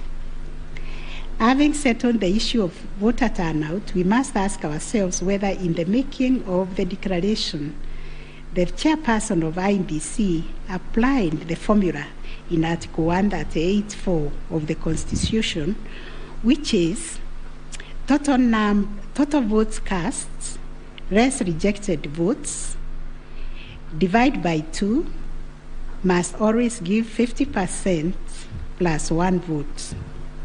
Given the numbers that were presented to us by IEBC and the chairperson, this would translate to 14,213,137 divided by 2 plus 1, which makes 7.106569. The question that must inevitably follow is whether this formula, when applied, will confirm that 7,106,569 votes is less than 7.176,141, which represents the number of votes received by the first respondent. We find that it is, as such, on the basis of the foregoing formula and from the numbers provided by IEBC and the chairperson and the declaration by the chairperson of the president-elect on 15th August 2022, it is our finding that the declared president-elect attained 50% plus 1 of all the votes cast in accordance with Article 138(4) of the Constitution. Issue number 8, on whether there were irregularities and illegalities of such magnitude as to affect the final result of the presidential election. Although the petitioners have provided numerous averments pointing to possible irregularities and illegalities marked by failure of technology, a range of 2, EU preparation by the IEBC and its chairperson, commission indiscretions, transposition anomalies, agent absence, and many others, we are of the view that the pointed illegalities and irregularities were not of such magnitude as to affect the final result of the presidential election. We will delve deeper on judgments. Last issue, what reliefs and orders can the court grant? Under Article 163(3) of the Constitution, it is provided that the Supreme Court will have a exclusive exclusive original jurisdiction to hear and determine disputes relating to the election of the office of the President arising under Article 140. And Article 140 provides, I quote, a person may file a petition in the Supreme Court to challenge the election of the President-elect within 7 days after the date of the declaration of the results of the presidential election. 2, within 14 days after the filing of a petition under Clause 1, the Supreme Court shall hear and determine the petition, and its decision shall be final. If the Supreme Court determines the election of the President-elect to be invalid, a fresh election shall be held within 60 days after the determination. In exercising its jurisdiction pursuant to these provisions, the court sits as an election court with a mandate to determine the validity or otherwise of the election of the President-elect. It is clear to us that the jurisdiction of the court is quite circumscribed in terms of the orders or reliefs it can grant following the hearing and determination of the election petition under Article 140 of the Constitution. In the event the court determines that the election of the President-elect is invalid, it must make an order nullifying the election. Consequently, it has also to make an order directing IEBC to hold a fresh election within 60 days after the determination. Should the court determine that the election of the President-elect is valid, it shall issue a declaration to that effect. The court has then, as a matter of course, to make an order dismissing the petition with or without cost, as the case may be. In the strict sense, therefore, these are the only orders that the court may make under the Constitution. The court cannot assume jurisdiction that goes beyond the purview of Articles 163(3) and 140 of the Constitution. However, nothing stops the court from issuing orders or reliefs by way of recommendations. Indeed, since 2013, this court has issued many recommendations arising from the determination of 3 petitions challenging the election of the President-elect. The recommendations are meant to improve our electoral landscape and hence aid in the development of our democracy. In this regard, this court has been greatly aided by the contributions also of the Amici Curie, and the court places a heavy premium on those briefs that were filed and those which were admitted. The final orders made by the courts. This is a unanimous decision of the court, and we make the following orders. 1, the presidential election petition number E005 of 2022 as consolidated with the presidential election petition numbers E001, 2, 3, 4, 7, and 8 of 2022 are hereby dismissed. As a consequence, we declare the election of the first respondent as President-elect to be valid under Article 143 of the Constitution. This being a matter cutting across the public interest, we order that each party do bear their own costs. It is so ordered. And finally, the court has asked me to also acknowledge, although we'll do it in the long draft, the enormous contribution made by counsel in these proceedings, and also the orderly way the counsel, all the advocates and parties conducted themselves. They remained seated throughout the proceedings. That is the judgment of the court, a unanimous one. We shall issue a media summary to help the media summarize the case. I think that is all. Thank you very much for coming.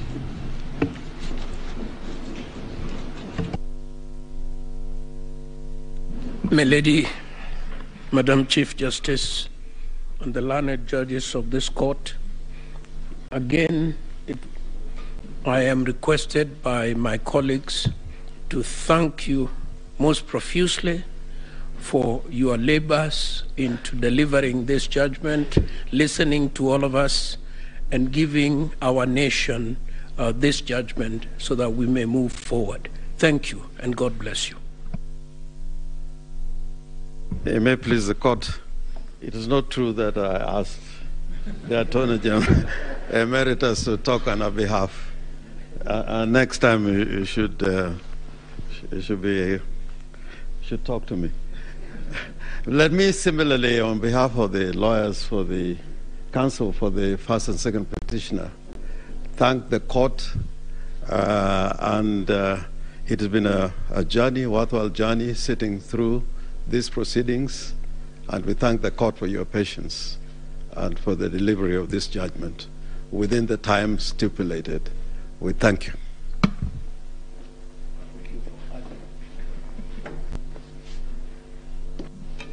Madam President, members of the court, I wish to request just a couple of minutes for the chairperson of the Law Society of Kenya to make a few remarks in appreciation of the work that the court and Kenyans have done on this exercise, if you allow. Thank you. I call upon Mr. Eric Theuri to come and make his remarks. It is also his birthday. I would have sung happy birthday for him.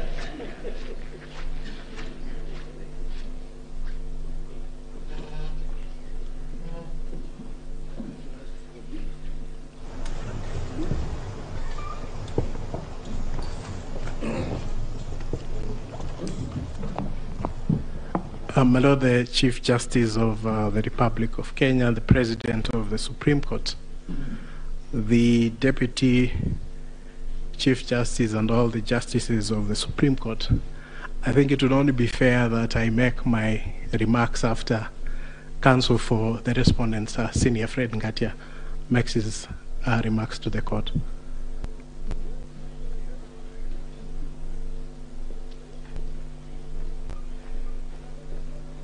Madam Chief Justice, thank you very much. It's so kind for the President to acknowledge that age goes before youth. Mine is to thank the court, to thank my learned friends for the effort we all expended. We thank this court for clarifying certain issues, and we look forward to a less corrosive 2027. Thank you very much.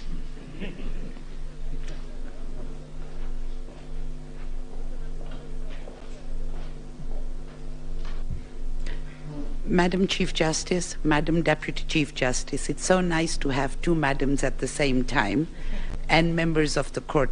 Since there are only men talking, I decided that I should become a woman and talk. It's becoming too much of a male affair in here. But on behalf of the, well, I think we were the third petitioner, I wish to thank you, and you've clarified the Regulation 87.4, which I was feeling very passionately about, that it was unconstitutional from what I've heard. But thank you very much for the time you spent, and we do apologize if at times we looked like hooligans. I mean, you have said we behaved well, but we didn't behave as well as we should have. But thank you very much for your time and for delivering this judgment.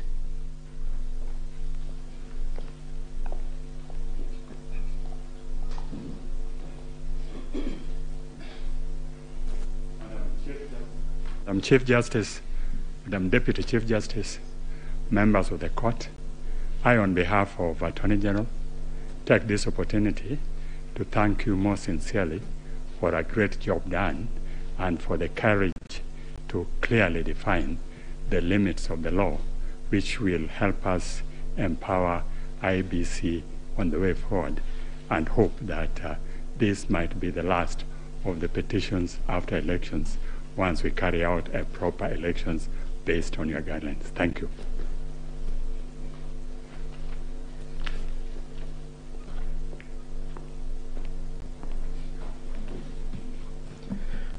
The Chief Justice and the Justices of the Supreme Court, on a light note, my members would be extremely worried if we take the submissions of Senior Counsel Orengo that this should be the end on account of fees.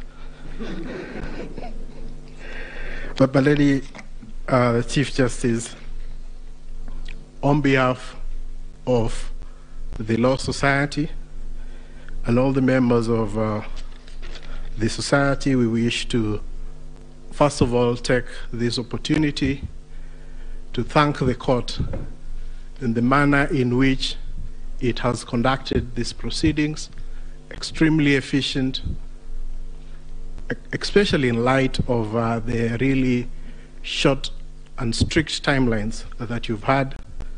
But the management of the proceedings, the manner in which the court adopted a somewhat inquisitorial nature to the conduct of these proceedings is something that as a society we have noted, and we wish to commend the court. And we do hope that the other courts, as they determine any petitions, election petitions that will go before them, will similarly adopt such inquisitorial attitude, so that we try and really enrich the process that these proceedings intend to achieve. Secondly, I wish to also thank the council, all the advocates who have appeared before you. They have demonstrated extremely high standards of decorum and courtesy, and have also demonstrated a flair for persuasion of the court, including the use of PowerPoint, and of course the now famous Pinky Pinky Ponky mimic. But all that really, I'm sure, has demonstrated, especially to the younger members of the society, how to conduct themselves before the court and how to really prepare a persuasive brief. And we thank all the advocates who appeared before this court for the good work that they have done. And of course, as a society, we feel extremely proud that they have been able to raise the profile of the advocates in this country a notch higher from their presentation. So, my lady and my lord, it's not lost to us that at the end of these proceedings, and once we are able to get your judgment after 21 days, that it is democracy and the Kenyan people who are the winners. The decision today, in a way, validates the choices that were made by the Kenyan people on the 8th of August, and they also help to build confidence in the institutions that manage the elections and the court. We recognize that no country is born as a democracy, and that it is a process, and the process of challenging an election, as has happened before this court, is part of the processes of building confidence within the electoral system. And we thank all the petitioners for choosing to challenge the results before this court. But at the end of the day, Kenya stands tall as a beacon of democracy, and we are very grateful that we've had this opportunity also as a law society to appear before the court and to give an amicus brief which the court has had time to consider. So we thank you and we wish you a good day. I know it has been a long 14 days, but you can rest, and we'll be looking forward to the decision that you deliver within 21 days. Thank you so much, my lady and justices of the Supreme Court. Thank you, Mr. President. I have been asked by the president of our court to react to your submissions, and in so doing, I am obliged to say that we are truly humbled by the statements that you have just made. More humbled because those statements come from both sides of the divide. And thank you for appreciating what we have to do within a very short while. Thank you for appreciating that it wasn't our wish that we were doing what we were doing. We were doing the wish of the Constitution of Kenya 2010, the laws of the Republic, the facts of the cases that you placed before us, and the evidence in rebuttal. We know that, and we have repeatedly said this, the President and I, whenever we have had time to talk to you in other fora, that we are incomplete without this side of the bar. We are incomplete without the advocates. We thank you. We will get opportunity to do that in the main judgment, in the reasoned judgment. But we really appreciate your industry. We were impressed by the submissions you took. And we were impressed, and we said this the last 3 days, I'll tell you something about that in a minute, by how deeply you believed in your clients' cases. That we think is a mark of an extremely grown legal profession, and we ask that you do not bring the bar down. You keep taking it up. In any contest of whatever nature, and even if we say there are no winners and losers, and even if we say that the winners are the Constitution and the people of Kenya, the truth is that some 6 million Kenyans will not be happy today. But that's the nature of the work we do. What we hope, and we hope you can advise your clients and our brothers and sisters that are the Kenyan people, that that is what was expected. One side had to win. One side had to be in total or a great extent of compliance with the Constitution and electoral law than the other side. That's how we saw it. We thank you very much. We, the 7 of us, have not slept since we parted company on Friday. I think it is showing on our faces. And we thank you that you appreciate that we work under difficult circumstances, especially because of time. As ground rules, we agreed when we left you here on Friday that we would not pick any of your calls. A lot of you called us, but we just couldn't pick your calls. And I hope you understand that we couldn't.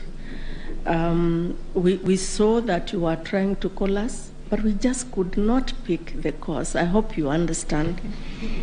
And now if you allow us, again, on behalf of these 7 men and women, thank you very much for appreciating what we have to do. Thank you for giving us the honor to serve this country in these capacities. And let's hope that we can continue to grow our democracy this way. And thank you very much for everything you also do for the country. And now you allow us to go home and sleep. Thank you. The court is adjourned.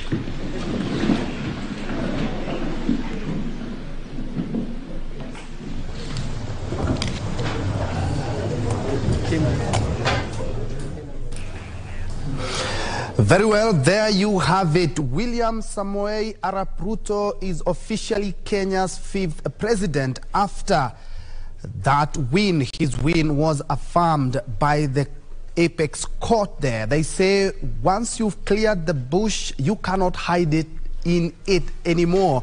Well, the apex court judges have cleared the 9 bushes that were standing between William Ruto and his win, and given the clean bill of health to the Independent Electoral and Boundaries Commission. While there are some issues here and there at the IEBC, yes, but that did not warrant the annulment, and they have affirmed that democracy and Kenyans are the winners.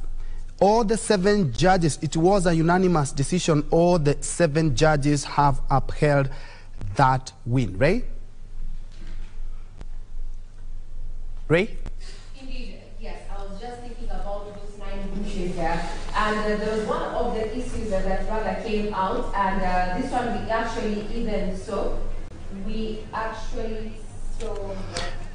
Yeah, indeed, William Ruto is the president-elect, and as soon as he is sworn in next week on Monday, then he officially gets into the Kenyan history books as Kenya's 5th president. That is after all the 7 judges said yes, indeed. And talking about bushes or the petition, the final orders being the presidential petition has been dismissed.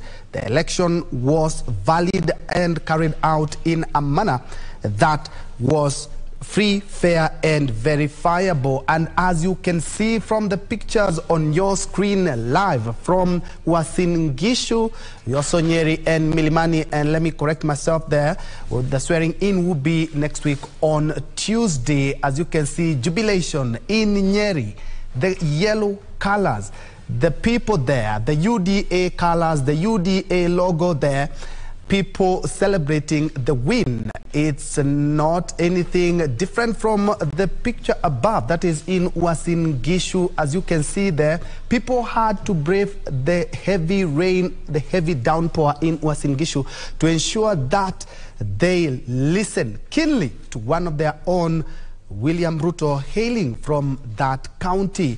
And as I had alluded to earlier, is that all the 9 issues have been dispensed with. And talking about the technology failing and integrity verifiability, that has also been dismissed.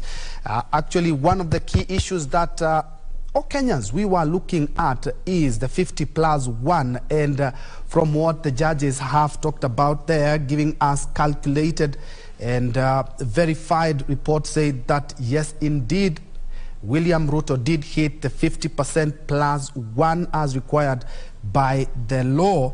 And also, did the irregularities affect the final outcome? Yes, indeed, there were here and there, but that did not warrant any, the irregularities did not warrant the annulment of that presidential election. Was there interference, transmission of Form 34A, uploading of Form 34A? No evidence presented, according to the 7 judges, to show interference on the form before or during the uploading. That has also been dispensed. And also, they're talking about the postponement of the election in 8 electoral units. That has also been acted upon, and saying it was a genuine mistake, and IEBC should have examined the template, but it was not a calculated move to suppress voters in the 8 electoral units. Another issue that has been dispensed with is whether the IEBC tallied verified results as required in Article 138(3) and 138(10) of the Constitution. Yes, indeed, they did that. Right? Now, some of the issues there, and I'd want us to zero in on that one of the 5th, actually the number 5 of the issues, whether there were unexplainable discrepancies between the votes cast for the presidential candidates and other elective positions. This is an issue that has perennially been questioned whenever we've had presidential petitions. We saw this happen in 2013, and we saw this happen in 2017. And also now in 2022. But now issue number 6 on the conduct, and this heavily lied on the conduct of the IEBC as the agent that was in charge, or in as far as oversight is concerned, whether IEBC carried out the verification, tallying and declaration of results in accordance with Article 138(3)(c) and 138(10) of the Constitution. Here we had the 7-judge bench actually go further to even issue a recommendation, and I want to paraphrase there with the CJ, their Chief Justice Mafanikio, saying that there are far-reaching reforms required of the IEBC, and thus pointing at serious grievances in as far as governance of the IEBC is concerned. However, no information shows that the election was compromised, and also questioned the participation of the dissenting 4 commissioners there, questioning why they participated up until the last minute. And very curiously there, she further pointed out and said that it was a last minute, an 11th hour boardroom rupture.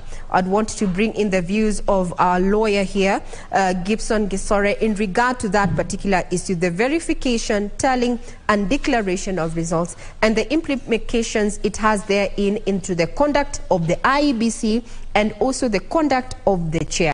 These have been adversely mentioned by the petitioners, and now the judges, while actually doing the pronouncement of the verdict therein. So what is your take in regard to that, Gisore? Regina, I think first, before I go into into answering your question, let me congratulate William Ruto the 5th, because that is now a momentous occasion for the country, because there has been an issue. We have been through this electioneering period for the longest, now that we have a president-elect, substantive. Now, talking about a president-elect, our viewers, what you're seeing on your screens is live pictures from the current residence there. We are also having live pictures from the, that is Nyeri jubilation, as you can see. Kenyans celebrating now the Supreme Court there, unanimously upholding the election of William Ruto as the 5th president. He is currently William Ruto president-elect. We expect that the swearing in is going to take place within 7 days after this particular judgment has been made. That makes it effectively September 13th. That is Tuesday.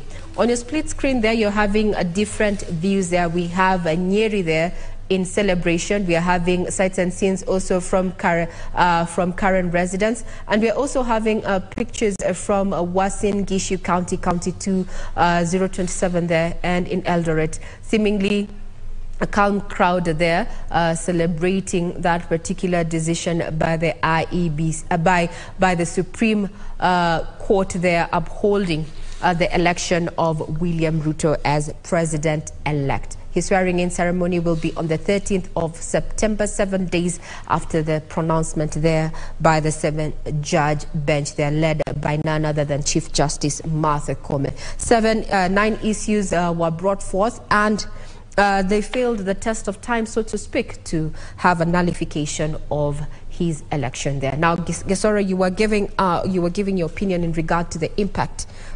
Yes, as I was saying, I want to congratulate William the 5th. Now, sorry, let me interject there. Let's have a listen in to lead counsel, senior counsel, and governor-elect Siaya James Orengo there in Mani. Are we all right?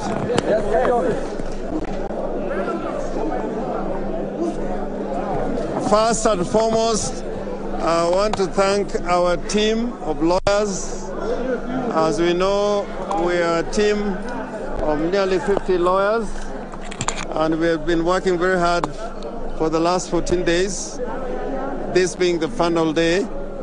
Secondly, we want to thank our clients, the petitioner number 1, Raila Amolo Odinga, petitioner number 2, Martha Karua, and other eminent persons in this team, including senior counsel Stephen Kalonzo Musyoka, for having their trust and confidence in this team of lawyers to prosecute their case in petition number 5, which has been consolidated with other petitions, and put their case before the Supreme Court.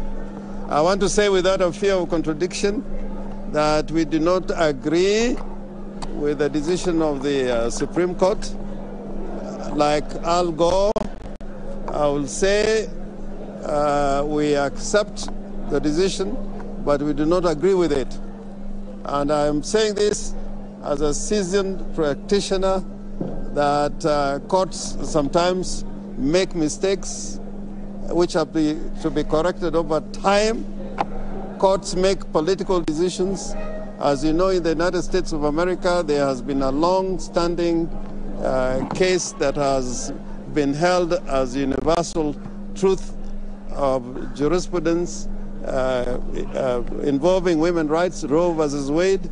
It took them 50 years to overturn that case because of a Republican Congress and a Republican president and a Supreme Court that was basically appointed by Republicans. And therefore, I want to say, yes, in accordance with the law, we got to accept this decision as the law of the land. But I think it is a very ideological decision. I think there are a lot of what was said in the judgment, and we'll have time when that judgment comes out to put out a critique. But all it means is that in our jurisprudence, the petitioners will always have a big burden to carry when you have an electoral commission which is not open and transparent. The best way for this court to have made a decision was with the servers to be fully opened and all the election materials be placed before the court, as would happen in a case where justice has to be rendered. As you know, and I am saying this again without fear of contradiction, we wanted a comprehensive audit of not only the technology that was applied by the Electoral Commission, but we wanted a proper audit.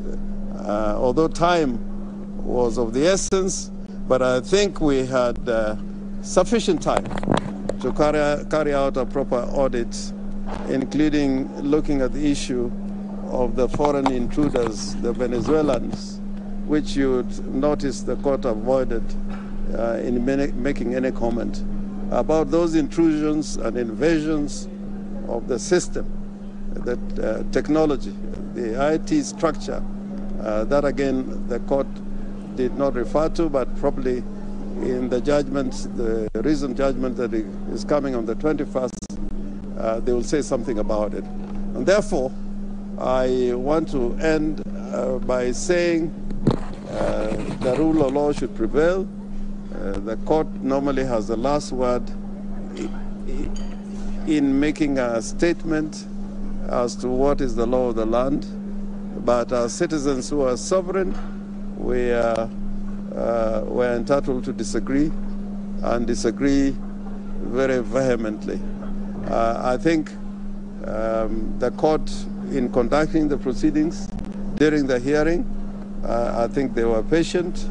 They listened to us. It is only the outcome that we do not agree with.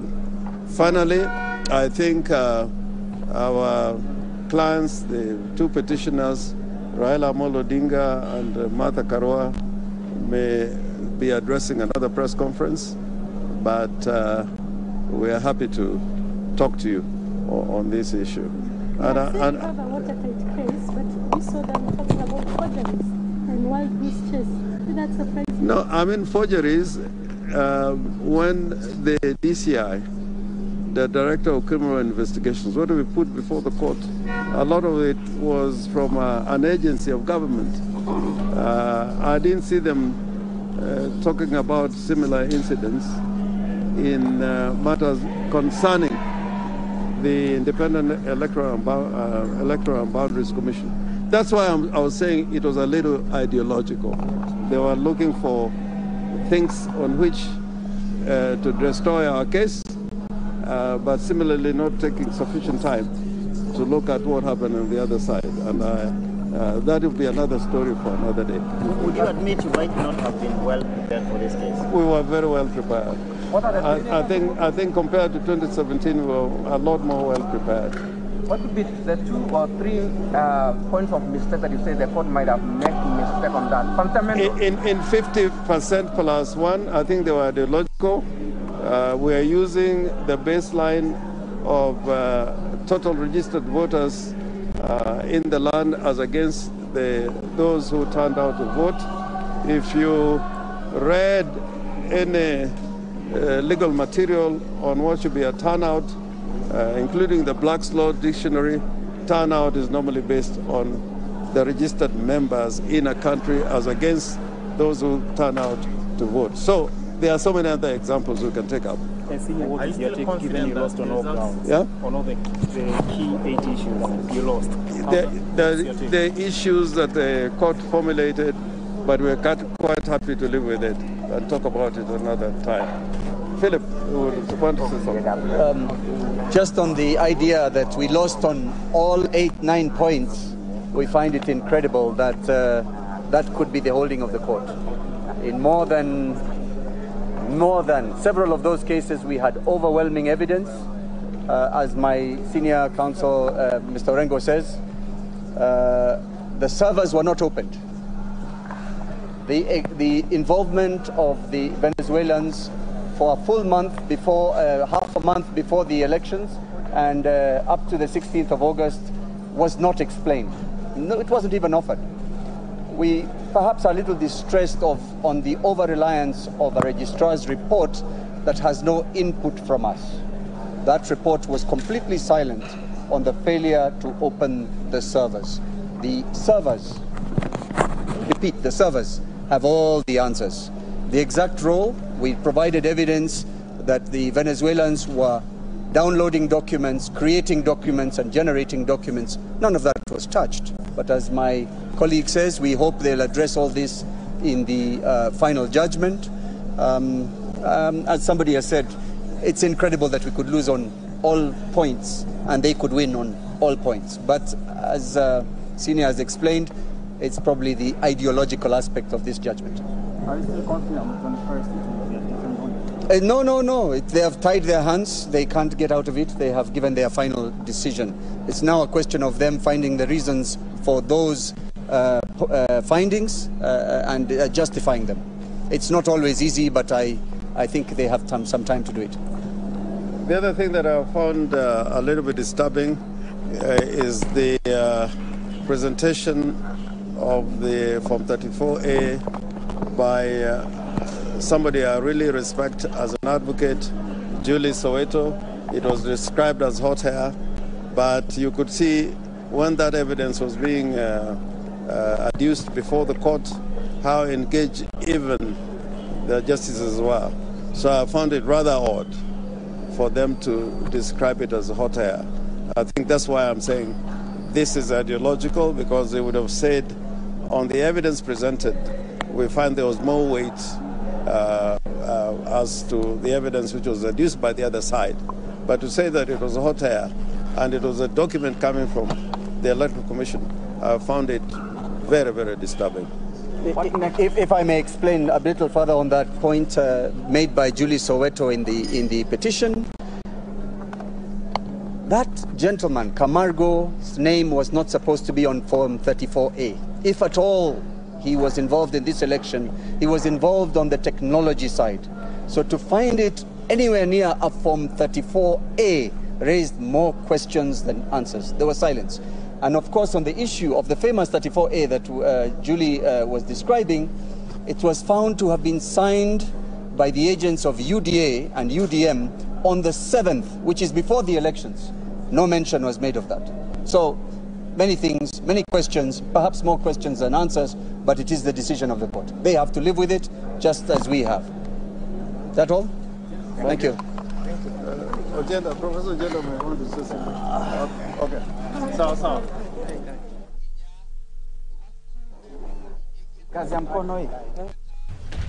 Well, that is the first press conference held by the petitioner's lawyer, Raila Odinga's lawyers. They are led by Senior Counsel James Orengo and Philip Murgor. And as I said, is that they are opposed to that judgment. Let's hear what the Nyeri governor has to say in regards to the same, but we will be crossing over there to know exactly their sentiments or sampling some of the sentiments of leaders. As you have seen, Uasin Gishu is packed, as you can see on your screen.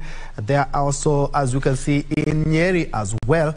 Earlier on, we had a live feed from the president-elect residents in Karen, but the live picture that you can see on your screen is live from Uasin Gishu, where it is the home of the president-elect William Ruto. And indeed, as you can see, they have braved the rain to just listen up to the whole judgment by the 7 judges, and they are elated. As you can see, earlier on they were dancing to that, but as the lawyers representing the petitioner have talked about, is that despite the overwhelming evidence, they say that without any fear of contradiction, they do not agree with the decision and say that mistakes are to be corrected over time, challenged availing of election materials for comprehensive audit, but they say that they will look at the judgment keenly after the 21 days that the judges have talked about,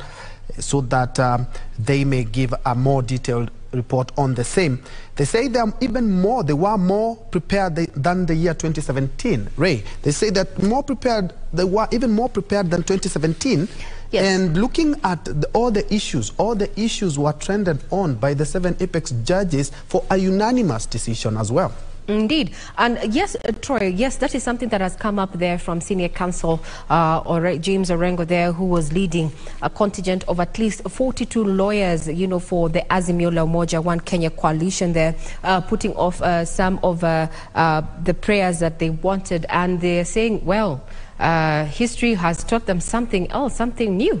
In as much as they were prepared, well, it did not go their way, and they have picked that issue that all they have not even have had a single win or reprieve in all the 9 issues that the Supreme Court judges were making a decision on, and they said they even had some quite weighty evidence in some of the prayers that they sought. Remember, the question is, one of the issues was whether there was interference in the uploading of the transmission of the Form 34A from the polling stations to the IEBC public portal, this being the second issue that was they were seeking to have a judgment all. However, according to the Supreme Court judges there, who are unanimous in their decision that saw the upholding of William Ruto as president-elect, is that no credible evidence was presented to show interference, as well as the judges went further to just say that even with the findings of the scrutiny of 14 polling stations, there was no evidence, and that all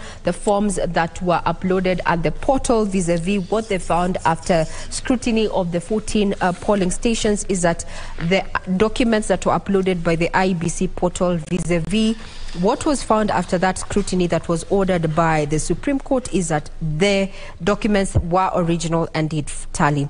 Then also they said that another issue that took is that whether there were unexplainable discrepancies between the votes cast for the presidential candidate and other elective positions, while declaring the judgment there, that are reading out the judgment, is that yet this is an Martha Koome there said that this was an unproven hypothesis and there were no significant, rendering them insignificant discrepancies to have the 7-judge bench annul, or rather nullify the election of William Ruto as president-elect in the August 9th polls. Those are just some of the live pictures of what is happening in various parts of the country, including Nyeri, Uasin Gishu, and a bit of CBD there. We'll be having a listen into what is happening in Karen, where we understand that leaders under the UDA, the Kenya Kwanza coalition there, are meeting, having a meetup there, lunch, and maybe we are expecting that President-elect William Ruto is going to be addressing the leaders therein, as well as the public, being his first address officially after the judgment that has been delivered there by the apex court there. Now, among the issues that came up was, for determination was the issue on the verification, tallying and declaration of results at Troy there. And this bordered on also the conduct of the IEBC as an oversight body when it comes to matters of election, as well as the conduct of the commissioners and the conduct of the IEBC chair. Therein, we saw the apex court give recommendations, quoting and saying that their far-reaching reforms are required within the IEBC, and maybe this is something that we are likely to see prioritized once the president-elect has been sworn in on September 13th. This happens to be Tuesday there, given that after delivering that particular verdict is that no information shows that the election was compromised, and also questioning the participation of the dissenting 4 commissioners there, and quoting that, you know, other than seeing a last-minute boardroom rapture, and I'm using the words carefully there as used by the Chief Justice there when delivering this particular judgment. So Troy would want to have this conversation then. Are we seeing what key areas should the president-elect once sworn in, you know, based on, focus on based on the issues that have been raised in this particular petition? Maybe we can rope in our panel here that has been with us since morning and is still here with us pre and post judgment. Troy.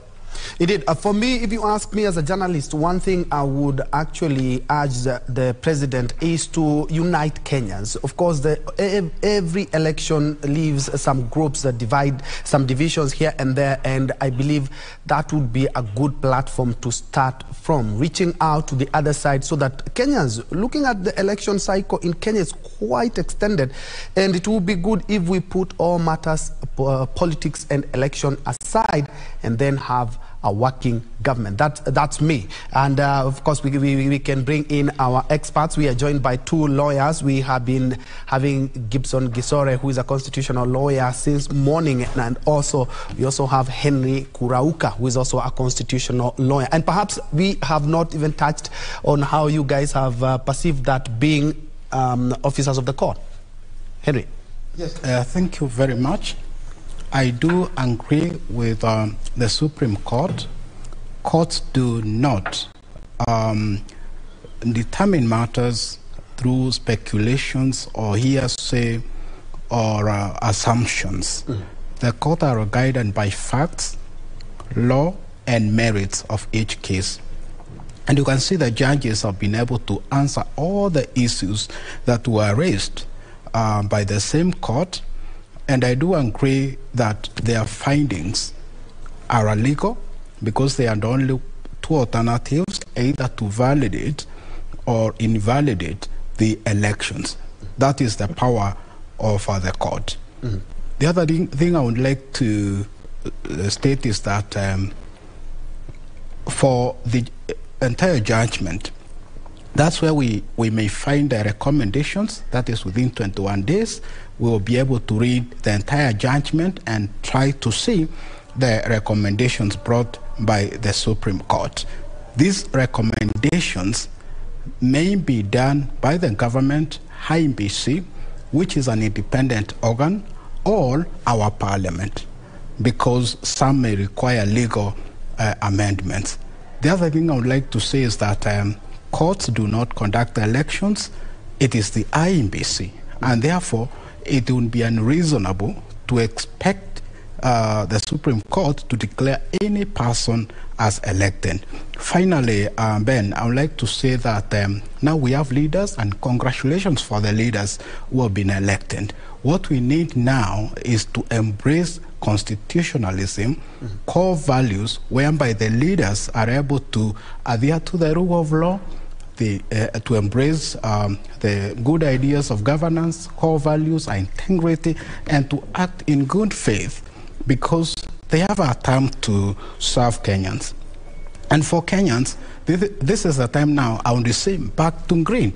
We go back to our usual activities, our day-to-day, because at the end of the day, people of Kenya are the sovereign according to our constitutions. So we have to embrace peace. We have to be, brotherly and sisterly, and ensure that no violence or any activities that may affect our peace.